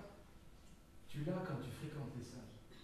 Dieu veut lever des écoles qui soient remplies d'enseignants, qui soient sages. Et vous savez qui est le fou dans la Bible? Ça, j'aime bien. Je ne peux pas m'empêcher. Le fou dans la Bible, ce n'est pas celui qui est dans les hôpitaux psychiatriques, c'est celui qui dit il n'y a pas de Dieu. Pourquoi des écoles chrétiennes? Je suis un peu dur là. Parce qu'on ne veut pas que les fous enseignent les autres. Excusez-moi, je ne choquais personne.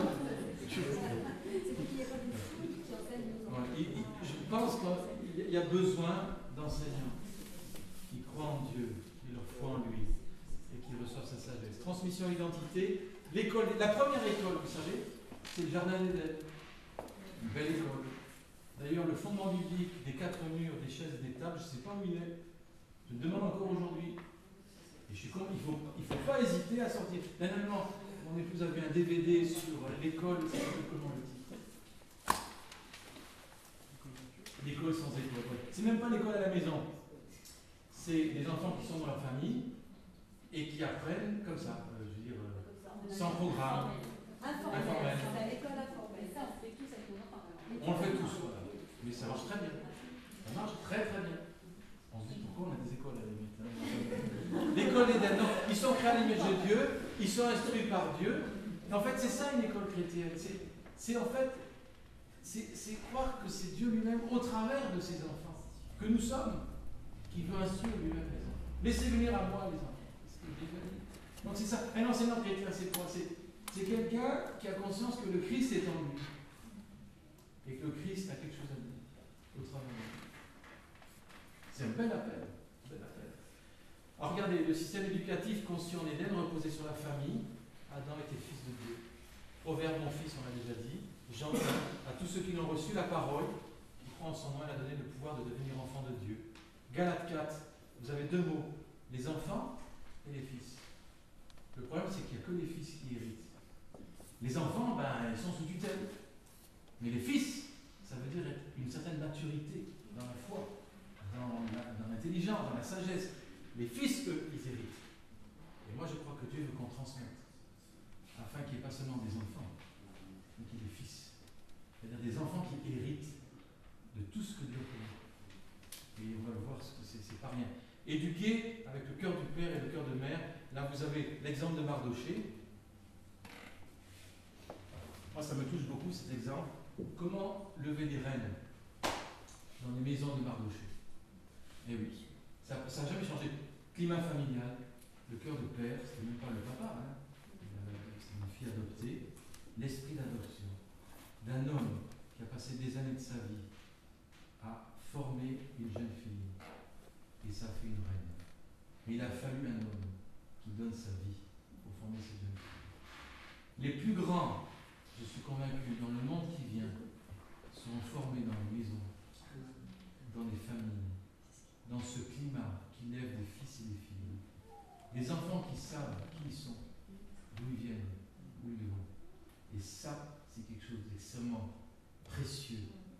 Et c'est ce qui est le plus précieux aux yeux de Dieu, je crois. Don Bosco Pestalozzi, il avait 80 gamins, lui. Des gamins pouilleux, plein de poux, voyous. Il les prend 80 chez lui. Je me dis, mais comment il fait? Alors, il y avait quelqu'un qui faisait la cuisine.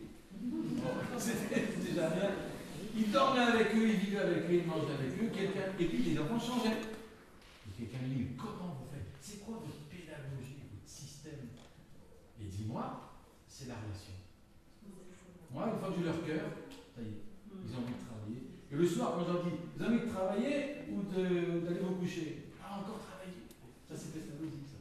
Ça grouillait dans les salles de classe, ça vivait. C'était pas le silence absolu, Mais c'était la relation. Donc l'identité. L'identité de peuple. Le récit de la Pâque, chaque année aux Hébreux, c'était pour leur faire prendre conscience qu'ils font partie d'un peuple. Une école chrétienne, ça ne forme pas des individus, ça doit former des enfants qui sachent qu'ils font partie d'un peuple, d'une communauté. Et ça, je peux vous assurer, quand on dit aux enfants, je te rappelle, tu travailles pour toi, mais c'est un gros mensonge. C'est un gros mensonge. On ne travaille pas pour nous. La Bible dit dans, regardez, 1 Pierre 2, 1 Pierre 4, comme de bons dispensateurs des diverses grâces de Dieu, que chacun de vous mette au service des autres le don qu'il a reçu. Tu travailles pour développer le don, et le don que tu as, il n'est pas pour toi, il est pour les autres. Et la vision biblique de l'éducation est une vision communautaire. Et ce n'est pas une vision individualiste. 1 Pierre 2, vous, au contraire, vous êtes une race élue, un sacerdoce royal, une nation, un peuple acquis. Et toute la notion de corps. Vous savez, aujourd'hui, dans une société qui se demande de vivre ensemble, comment vivre ensemble? Dans les Écritures, vous avez cette notion de corps. Et je crois qu'au niveau des enfants, on peut l'inculquer assez rapidement. Transmission, identité, héritage. Regardez Abraham, Genèse 18. Abraham deviendra certainement une nation grande, puissante, et en lui seront bénies toutes les nations de la terre. Car je l'ai choisi afin qu'il ordonne à ses fils et à sa maison après lui de garder la voie de l'Éternel en pratiquant la droiture, la justice, et qu'ainsi l'Éternel accomplisse en faveur d'Abraham les promesses qu'il lui a faites. Dieu a choisi Abraham. Nous, on aurait dit pour qu'il soit une bénédiction pour le monde. La Bible ne dit pas ça. La Bible dit Dieu a choisi Abraham pour qu'il transmette à ses enfants, 1, afin que le monde soit béni, 2. C'est-à-dire, si tu enlèves la transmission, il n'y a plus de bénédiction pour le monde. C'est énorme, cette idée-là. Et je crois que c'est pareil. Dieu nous a choisi, vous a choisi, vous, parents. Ça fait drôle de réaliser ça. Pour qu'on enseigne à nos enfants. Il nous a choisi pour qu'on enseigne pas seulement à nos enfants, je crois, mais qu'on soit un signe pour les enfants de tout ce pays. Voilà. Et le but, c'est quoi? C'est que l'Éternel accomplisse les promesses qu'il lui a faites. Et c'est quoi les promesses d'Abraham? C'est un héritage. Et c'est quoi l'héritage d'Abraham? C'est le monde entier. Alors là, vous allez me dire, oh là là. Mais vous savez, imaginez, tu as un enfant, il doit hériter le monde. Il doit être un roi du monde entier. Vous allez dire, la formation qu'il doit avoir, il va falloir que ce soit costaud quand même. Vraiment, c'est l'héritage. Mais la Bible dit que l'héritage du chrétien, c'est le monde. Ça va demander une éducation selon Dieu, large, grande, visionnaire, l'héritage du monde. C'est pas raboulerie, les choses de Dieu. C'est grand. Voilà, nous formons des héritiers. Et pas seulement des héritiers du ciel, mais des héritiers de la terre. Et chaque fois qu'un enfant de Dieu est dans un des domaines de ce monde, que ce soit économique, politique ou autre, en tant que lumière et sel, je peux vous assurer, les choses peuvent reprendre du goût et de la consistance et du sens. C'est ce que Dieu veut faire. Et pour ça, il faut éduquer. Pour ça, il faut transmettre. Vous voyez? Donc, vous connaissez le psaume 127. Si l'Éternel ne bâtit la maison, ceux qui la bâtissent travaillent en vain. Si l'Éternel ne garde la ville, celui qui la garde veille en vain. C'est en vain que vous vous levez le matin, que vous couchez tard, que vous mangez le pain de douleur. Ainsi donne le sommeil à son bien-aimé. Voici, les fils sont un héritage de l'Éternel. Alors moi, je lisais ce psaume, je disais, mais ça c'est le psaume entier. Hein. Je dis, mais on dirait qu'il y a deux idées. Quoi. Il y a d'abord, si l'Éternel ne bâtit la maison, puis ensuite l'idée de fils, les fils sont un héritage. Mais quel est le rapport entre Dieu qui bâtit sa maison, et ensuite dans le même psaume, Dieu qui dit, voici, les fils sont un héritage, ce sont des flèches dans le carquois, etc. Eh bien en fait c'est la même chose. Ce texte nous dit que Dieu ne bâtit qu'avec des fils et des filles. Dieu ne bâtit qu'avec des fils et des filles. Le mot même de bâtisseur en hébreu, c'est le même mot que fils. Donc, nous sommes dans une société déconstruite, avec beaucoup de domaines en ruine. Dieu veut lever une génération qui va rebâtir. L'Esprit du Seigneur, Ésaïe 61, nous a été donné pour rebâtir les antiques fondements, restaurer les villes ravagées. L'Esprit du Seigneur nous a été donné pour ça. Pas seulement pour qu'on soit, entre guillemets, charismatique, mais pour qu'on soit des bâtisseurs. Et être des bâtisseurs, c'est des fils et des filles selon Dieu, vous voyez. Et ça paraît déterminant. Donc nous devons l'identité, la transmission d'identité est tellement capitale. Les fils sont des bâtisseurs. Les fils, banim en hébreu, sont des bâtisseurs bonim, hein, du sens et de l'histoire. Ils le sont à condition que leur soit transmis avec la vie un héritage de sens, celui qui en leur temps fit vivre leurs ancêtres, leurs maîtres. Tous tes fils seront disciples de Dieu, Ésaïe 54. Le mot fils ici, c'est le même mot que bâtisseur. Donc voilà, et puis vous connaissez ce texte qu'on emploie beaucoup dans les mariages, mais en fait ça veut dire autre chose. Ecclésiaste, si deux sont couchés ensemble, ils ressentent la chaleur, celui qui est seul, comment se réchauffera-t-il? Et si un agresseur vient les attaquer, ils seront deux pour lui tenir tête. Mais un triple lien, les traductions disent la corde à 3 fils, est encore moins facile à rompre. Vous savez comment est commenté par toute la traduction biblique ce texte? La corde à 3 fils, il s'agit de 3 générations qui travaillent ensemble. Le Dieu d'Abraham, d'Isaac et de Jacob. Il faut 3 générations de chair et de parole pour qu'une transmission vivante, résistante au danger, à la probabilité d'amnésie, de la séduction, voire par les formes anciennes, la nouvelle idolâtrie, puisse se faire. Donc pour qu'il y ait un impact dans une société, il faudrait 3 générations qui travaillent ensemble et une transmission qui se fait au moins sur 3. Et ce rabbi Hacheslar qui dit 3 générations, enfants, parents, grands-parents, unis entre eux, font un triangle de sagesse, un triangle saint pour l'éternel. C'est une corde solide, une corde harmonieuse. C'est dans ce sens-là que nous sommes appelés à transmettre. Transmettre quoi? Transmettre la sagesse. Et je ne vais pas m'étendre dessus, c'est tout un enseignement à part. Mais Calvin, nous on n'a pas de saints dans le milieu évangélique, mais on les a un peu quand même, il faut dire. On ne les prie pas, mais on les aime bien.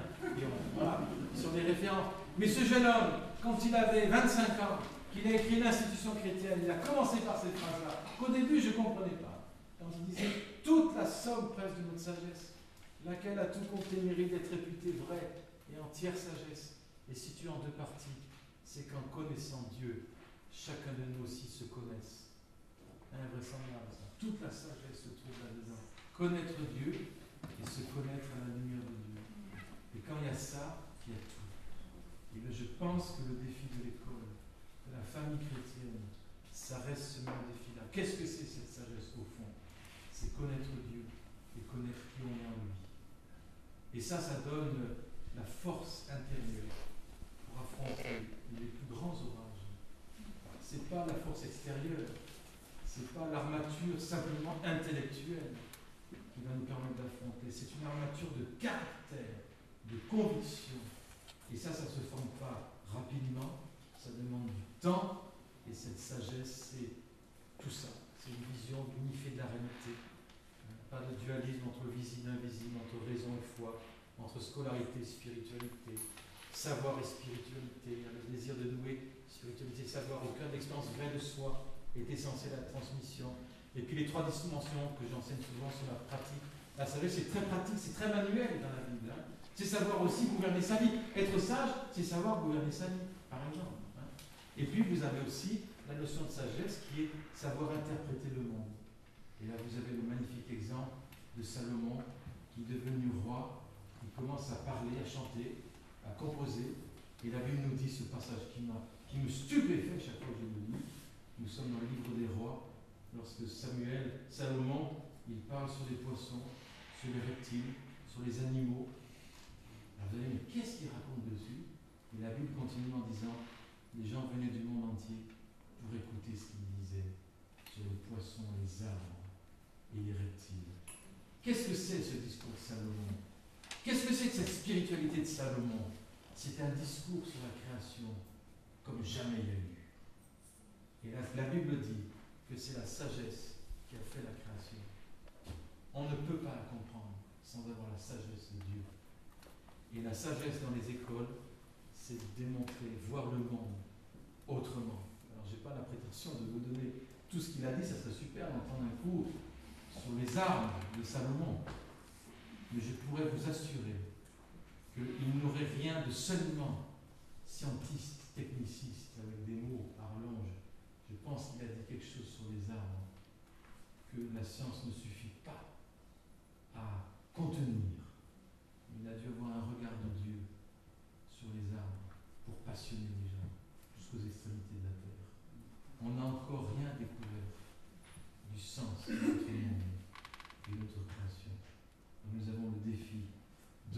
cherchez, et celui qui cherche, il trouve. Voilà. La dimension théologique de la sagesse, c'est qu'au fond, la sagesse, elle est en Dieu seul. Job, il l'a cherché sous terre, sous la mer, partout dans le monde, il ne l'a pas trouvé. Le chapitre 28, enfin Dieu lui dit, la sagesse, elle ne se trouve pas sur la terre des vivants. Ah, mais où est-elle? C'est moi seul qui la donne. La sagesse, c'est la haine du mal, l'intelligence, etc. Et donc vous avez ces merveilleux passages. Et Christ, et là j'aimerais vous souligner cet aspect de Christ. Souvent on souligne le fait qu'il est mort pour nos péchés, ce qui est essentiel, ce qui est basique, mais pas seulement. Il est mort aussi et ressuscité pour nous transmettre un vêtement de justice, et pas seulement. Un vêtement de sainteté, et pas seulement. Il est venu, il est mort et ressuscité pour nous transmettre une sagesse qui vient pas d'en bas, mais qui vient d'en haut. Il a payé le prix de la mort pour qu'il y ait transmis à nos enfants et petits-enfants une autre sagesse. 1 Corinthiens chapitre 1, verset 28-29. Jésus-Christ a été fait pour nous. Rédemption, salut, justification, sanctification et sagesse.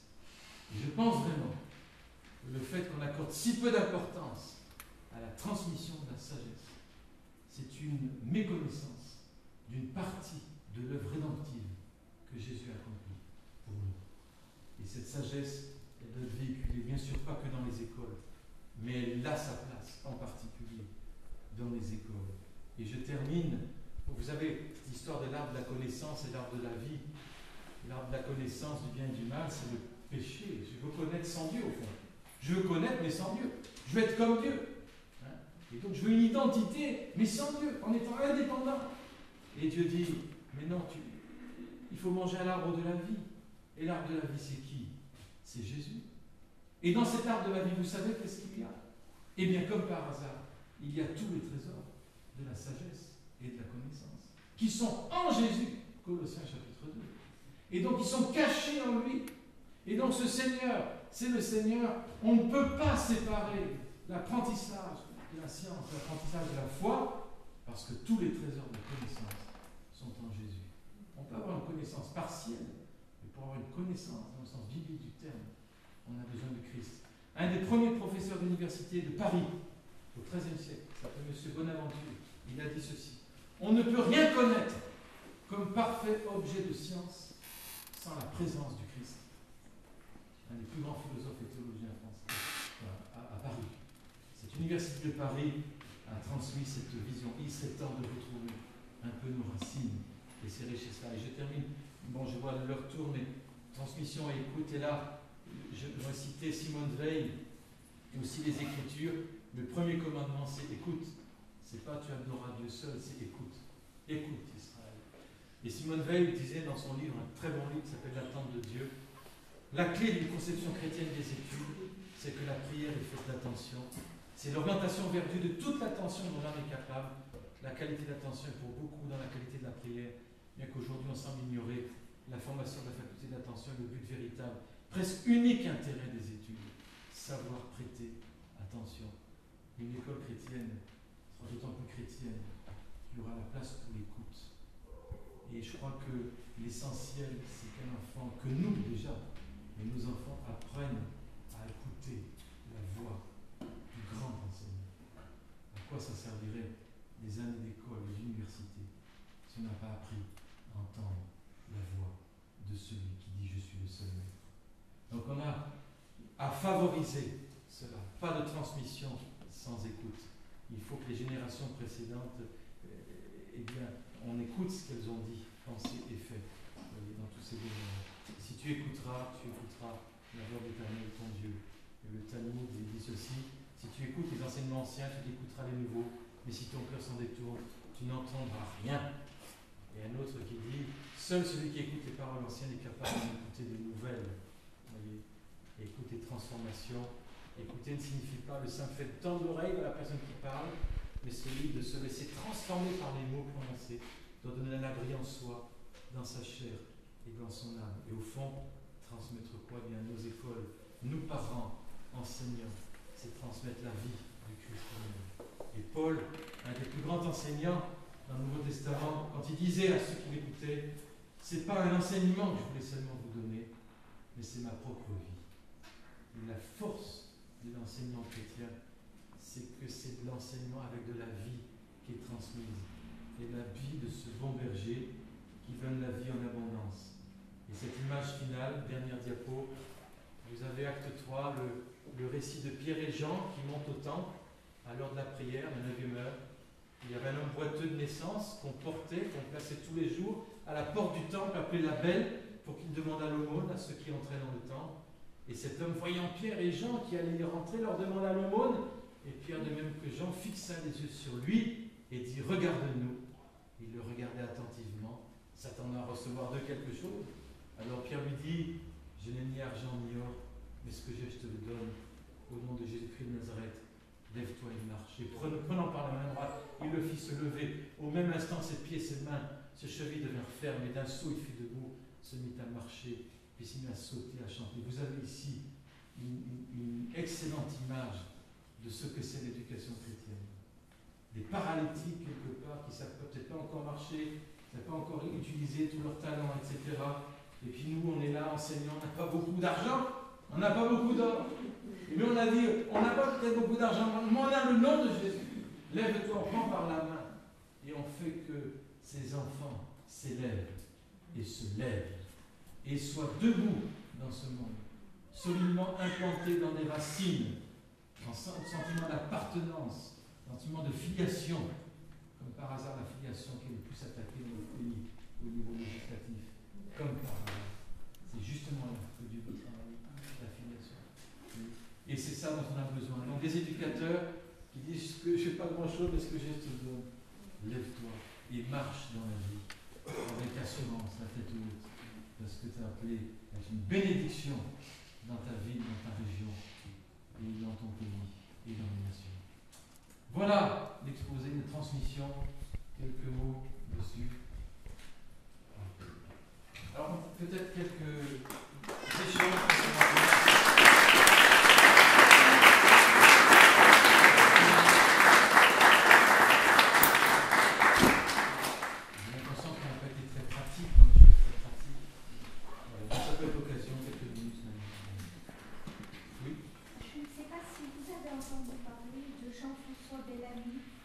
Bellamy. Jean-François Bellamy. Non.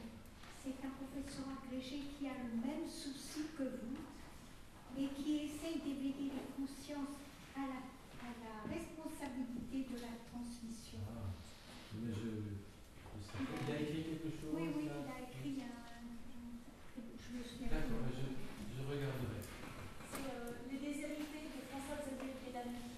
C'est un Versaillais qui est... Les Déshérités. Voilà, les Déshérités. Très intéressant. C'est une organisatrice, je le connais, et en fait, il habite à Versailles. Et François de philosophie merci bien. un collège, je vous donnerai les... Merci bien. Parce que c'est vraiment... D'accord, c'est le même esprit. Hein, je pense. C'est ce que je suis venu chercher ce soir. Super. En tout cas, vous, au niveau des éducateurs catholiques, j'aimerais vous, je ne sais pas si vous connaissez la communion missionnaire des éducateurs catholiques. Allez chercher ça sur Internet.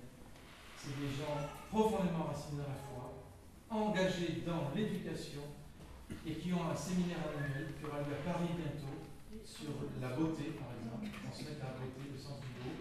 C'est excellent, j'ai participé au niveau de l'ambiance de foi, je me suis senti à la maison. Donc voilà, la commission missionnaire des éducateurs chrétiens. Des retours, des questions? Oui. J'ai une question, je suis un affreux pragmatique.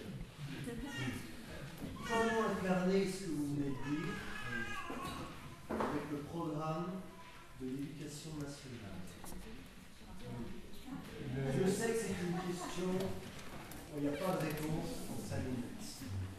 Mais il faut savoir que nos écoles, qui sont des écoles hors contrat, l'obligation, c'est le socle commun de compétences, qui n'est pas forcément l'ensemble du programme, mais qui est un minimum fondamental.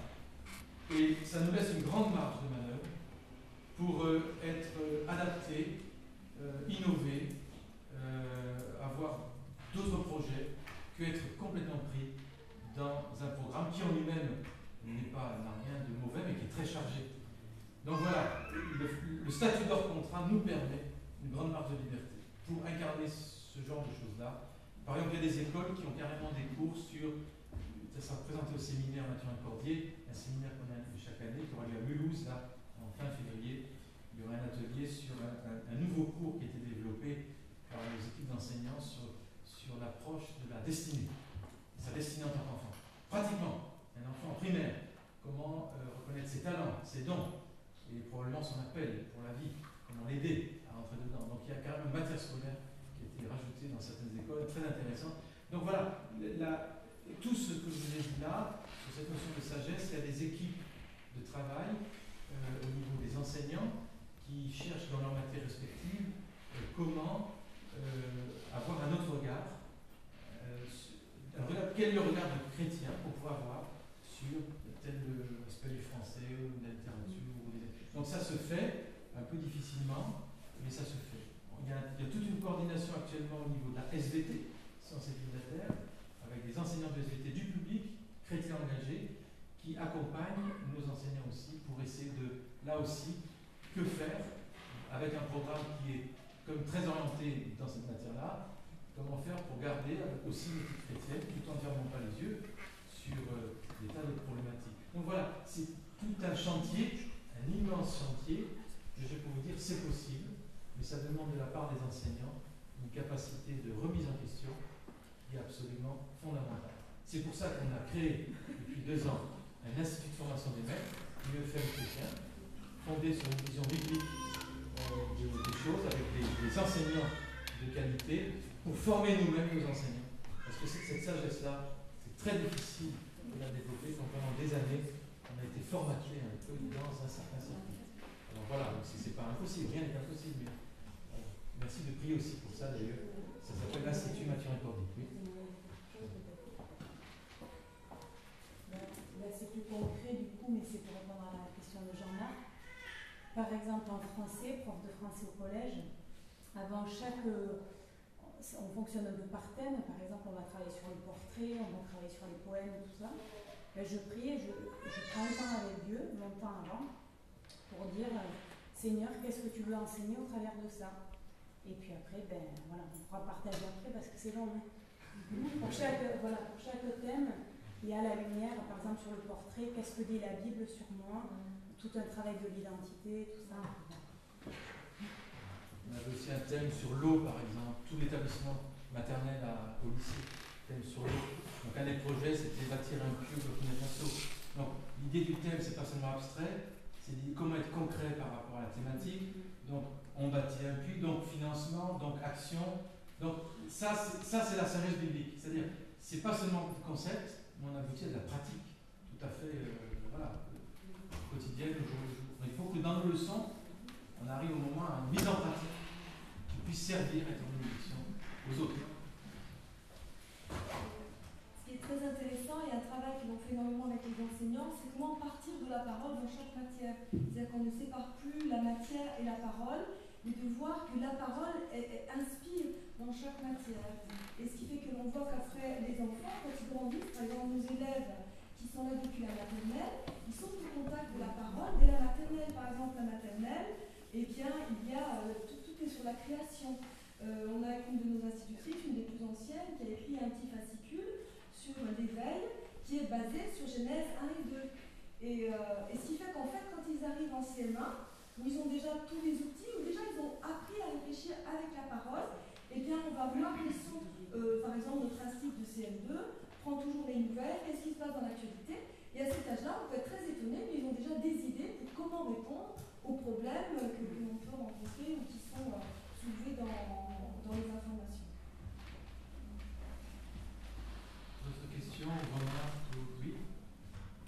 Comment est-ce qu'en tant que jeune au lycée ou au collège, on pourrait résister justement à ce mouvement de pensée laïque qui nous dit travaillez pour vous-même, faites vos idées, restez jeunes, mais dans le monde, quoi. Pas du tout dans Dieu. Comment est-ce qu'on pourrait faire pour impacter justement la société? Je pourrais vous donner beaucoup de réponses, mais il me semble qu'il y en a une qui me vient. Je pense que c'est l'essentiel. Il faut t'imbiber de cette parole de Dieu, qu'elle remplisse ton cœur, qu'elle change tes pensées, et tu verras, les choses sortiront toutes seules. Et ça commence par là. Il n'y a rien.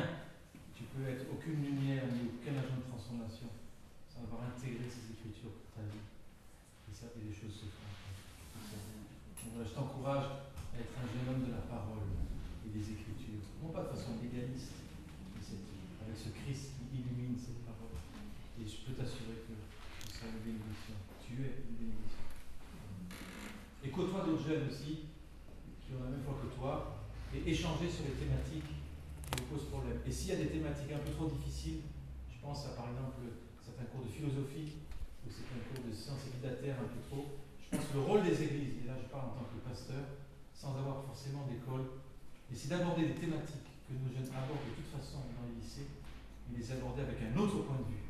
Je peux vous assurer, les choses pointues qu'ils ont déjà en lycée, en première et terminale, il serait temps qu'ils aient des contreparties dans les cas d'église locale ou à un même niveau, on enseigne autrement sur les mêmes thématiques. Donc nous on le fait, je sais qu'il y a plusieurs églises qui le font pour les cours de philosophie, pour les cours de sensibilité, pour les cours de littérature. Voilà, ça se fait. Mais il faut, je crois qu'il y a tout un département à ouvrir dans la formation de nos jeunes, et sans que ça soit immédiatement à l'école. Voilà. Autre remarque ou question? Voilà, je voudrais, en fait, quand vous avez présenté les différents projets, vous devez avoir tout un recul sur des écoles qui ont déjà plusieurs années, plusieurs années d'existence. Est-ce que vous avez un retour sur des gens qui sont maintenant, qui sont passés par vos écoles, qui sont devenus adultes, et qui, je veux dire, grâce à ce que j'ai reçu, je suis mieux dans la société que mon travail? On n'a pas de statistiques scientifiques, et ça manque, parce que ça, il nous faut absolument. Mais je peux vous assurer que les retours que nous avons sont des retours qui sont extrêmement encourageants de toutes les écoles. Et on a fait des échanges au niveau des écoles des anciens élèves pour voir un peu où ça en était, et c'est absolument encourageant. Ces écoles chrétiennes ne sont pas des machines à faire des chrétiens. Ils font leur choix, les enfants.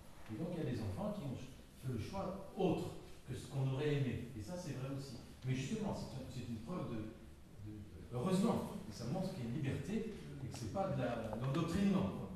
Mais je peux vous dire que la plupart des anciens, un qui m'a le plus touché, vous voulez parler d'un ancien élève? Plusieurs. Vas-y, quelques exemples. Alors, par exemple, un de nos premiers lycéens, puisque nous on a commencé nos collégiens, puisque nous on a commencé par le collège en 86. Donc maintenant on a des enfants de nos anciens élèves à l'école. Donc, mais là, par exemple, un de nos anciens collégiens qui maintenant a la quarantaine, il est urgentiste au Canada. Et il est venu nous voir, mais en plus, c'était pas une grande tête à l'école. Donc, je veux dire, au lycée, jamais il aurait fait médecine. Et chez nous, on l'a toujours encouragé par rapport à ses dons. Il est venu et il nous a dit, bah voilà, si je suis urgentiste aujourd'hui, c'est grâce à vous. Donc, après, donc, on en a plusieurs dans différents métiers, mais par exemple, ce que j'aimerais soulever aussi, c'est que je ne sais pas si vous avez entendu parler de Bouche-Daville, par exemple. Eh bien, Bouche-Daville, c'est un ancien élève qui est à l'origine. Je ne sais pas si vous avez entendu parler de Pulse aussi. Eh bien, Pulse, c'est une ancienne élève qui est aussi à l'origine. Et je ne sais pas si vous avez aussi entendu parler de l'Église émergente. Là, c'est un petit peu moins connu.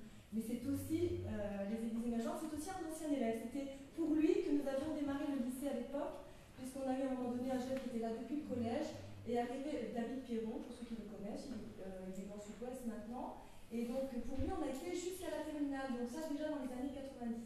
Et donc, on a fait le second première terminale pendant 3 ans, et après, on a vu, bon, bah, on était capable de le faire, on a eu de très bons résultats, mais qu'il fallait, donc les profs faisaient en plus de tout le reste, bénévolement. Donc, on s'est dit, bon, bah, on fera ça plus tard. Et sachez aussi qu'à l'heure actuelle, nous avons eu 100% de réussite au bac, et nous ne faisons aucun élitisme. Nous avons maintenant un brevet aussi depuis plusieurs années, 100% de réussite. Alors que nous prenons tous les enfants dans leur capacité et on les accompagne dans qui ils sont. Et il faut savoir qu'en plus, comme ils sont dans une école hors contrat, au lieu d'avoir 3 matières au brevet, ils en ont 6.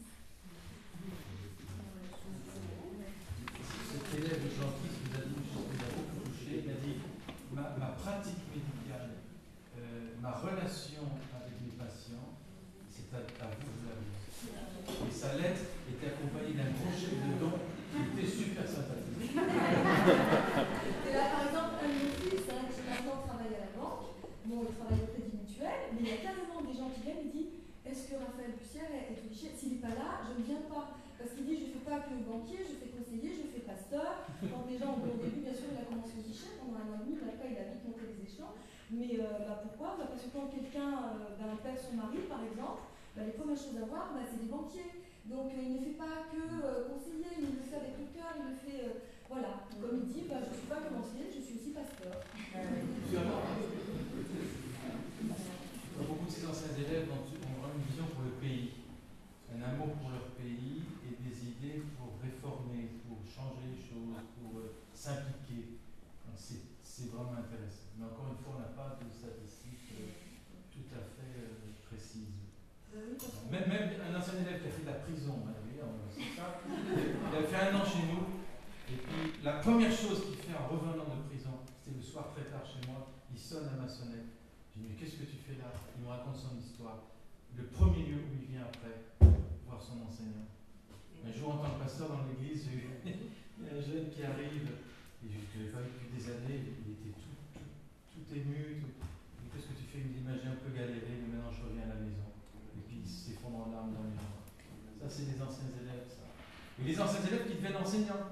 Il y a beaucoup de la génération d'enseignants, des jeunes enseignants aujourd'hui, sortent de nos écoles chrétiennes et sont des jeunes enseignants chez nous. Alors ça vous montre qu'ils ont aimé l'école quand même. Voilà, d'autres questions? Voilà. J'ai une question par rapport à la famille. Quid de la famille papa, maman, les enfants, quand cette famille est dysfonctionnelle par rapport à ce que vous faites. En gros, est-ce que votre travail est un travail fait en concertation avec la famille, ou est-ce que si la famille, je ne sais pas s'il y a des familles dysfonctionnelles qui mettent leurs enfants dans des écoles chrétiennes, est-ce que ce que vous faites, si c'est saboté par la famille à la maison, quel est l'impact?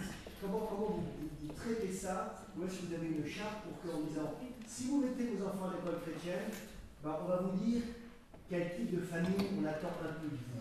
Non, on a tous les types de familles.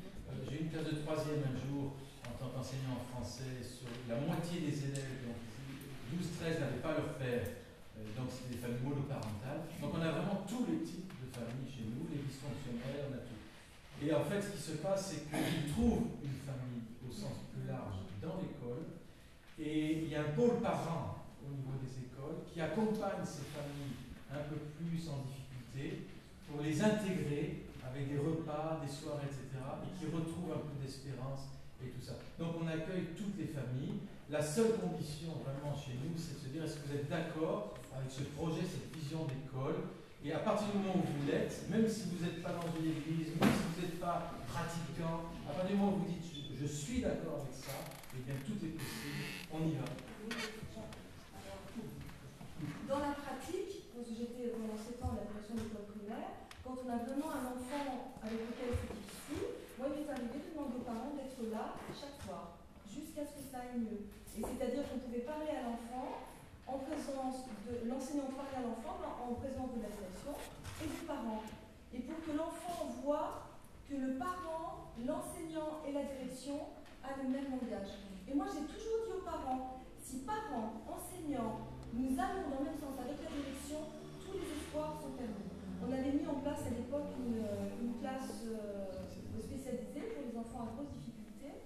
Et il m'est arrivé souvent, donc on faisait des bilans, on fait des bilans projets, ensuite, non d'abord réunion projet, ensuite bilan à la fin de l'année. Et à chaque fois, je voyais avec les enfants, donc c'était des enfants de primaire toujours. J'ai dit voilà, tu es arrivé à ça, pour la rentrée, il faudrait ça, qu'est-ce que tu préfères? Est-ce que tu veux travailler cet été? Est-ce que tu veux faire plus? Mais je faisais toujours en présence des parents. Ou est-ce que tu préfères redoubler et puis passer tes vacances tranquilles? Et l'enfant a été mis devant ses responsabilités en présence des parents.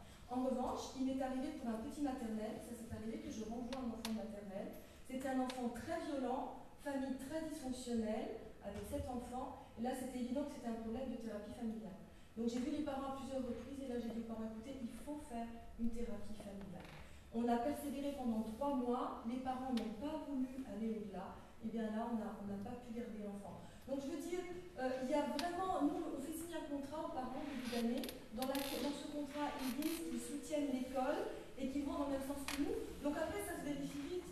Et quand il y a un problème avec l'enfant, si le parent ne veut pas venir, on le convoque une fois, deux fois, trois fois, après on dit écoutez, on ne peut pas continuer. Mais dans la mesure où les parents travaillent avec nous, alors on est vraiment là pour les soutenir, ils sont là pour nous soutenir. Et si l'enfant voit cette cohérence entre la direction, l'enseignant et les parents, eh bien ça va. Mais je ne vous cache pas que les difficultés familiales actuelles demandent des moyens nouveaux. Par exemple, nous on avait mis en place, on avait eu la chance d'avoir une bénévole qui était orthophoniste au départ, qui faisait pas mal de thérapie, et des entretiens par exemple pour les enfants, même si c'était qu'un quart d'heure, une fois, deux fois par semaine. Ou parfois c'était pas des enfants qui avaient des difficultés scolaires, mais par exemple j'avais un enfant suicidaire en primaire. Et bien rien que le fait de pouvoir parler, d'avoir un endroit où il pouvait être écouté, où il pouvait être accompagné. Donc je crois que de plus en plus, il nous faut avoir des équipes au niveau des enseignants qui accompagnent les enseignants et qui peuvent comme ça être à l'écoute des enfants, accompagner les parents. Alors bien sûr ça se fait au niveau du pôle parent, mais c'est pas suffisant parce qu'ils travaillent tous. Donc je crois que vraiment un de nos sujets de prière, c'est de s'entourer de personnes qui soient ou à la retraite ou plus disponibles et de monter comme ça ces équipes d'écoute et d'accompagnement, aussi bien pour les enfants que pour les enseignants ou que pour les parents. Là par exemple, on a maintenant une ancienne directrice du public à la retraite et qui va maintenant, elle, qui vient, qui conseille le directeur, qui conseille nos enseignants. Donc ça c'est très très précieux. Des gens jeunes retraités surtout qui n'aient pas l'impression que finalement on n'a plus besoin d'eux et qu'il n'y a rien à faire. Vraiment les encourager à accompagner, ils ont beaucoup d'expérience et leur expérience est très précieuse. Et si chacun, moi je dis toujours aux parents, si chacun donne le peu qu'il peut donner, on ne manque de rien. Alors que si chacun se décharge sur les profs ou quoi, alors là ça devient lourd. Mais si chacun est à sa place et qu'on se soutient les uns les autres, tous les espoirs sont permis par la grâce de Dieu. J'aurais une petite question. Pour les personnes, vous parliez des personnes à la retraite, ce qu'elle vient de dire justement, pour les personnes disponibles, pour les personnes qui sont sans qualification et qui ont une volonté de vouloir aider, et qui aussi n'ont pas des formations, on va dire, scolaires, est-ce qu'il y a des propositions? Comment vous organisez ça? Il y a de la place pour tout le monde chez nous, par exemple. Je crois que dans toute école, il y a besoin d'aide dans plein de domaines. Et à partir du moment où les gens ont un cœur pour les enfants, et un cœur pour Dieu, ils trouvent leur place. Il y a vraiment, je pense, au maternel, étant entre midi et 2, les accompagnements à la cantine, les soutiens scolaires individualisés. Il n'y a pas besoin d'avoir un bac plus, je sais pas, même pas le bac du tout. On a un cœur pour les enfants, on a une compétence, on peut la mettre au service. Et les écoles privées sont un grand champ d'action de plein de compétences très diverses. Donc voilà, il y a vraiment de la place pour tous, en tout cas, voilà. Oui, non, mais il y a ça, et il y a des formations même. Par exemple, pour nous, il y a une de nos enseignantes, elle avait fait à l'époque juste la formation de 3 mois, mais là, vous parlez tout à l'heure de l'ISP, dans cet Institut des maîtres, mais vous pouvez vous inscrire par module d'une semaine. Et après, vous pouvez être en accompagnement dans une classe. Donc, je veux dire, après, il faut voir avec la direction de l'école et voir ce que vous pouvez faire le temps que vous avez de disponible. Et selon ce que vous avez à cœur de faire, voir dans ces modules quel est le module qui pourrait vous aider pour avoir une base et pour ensuite aller plus loin. Et en tout cas, tout est dans l'accompagnement. Vous voulez dire quelque chose? Oui, non. Je vous en parlerai. D'accord.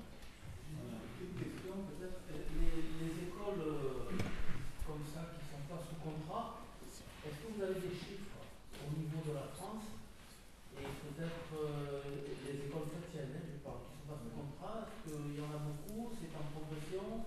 Quel est le ratio catholique? Je ne suis pas.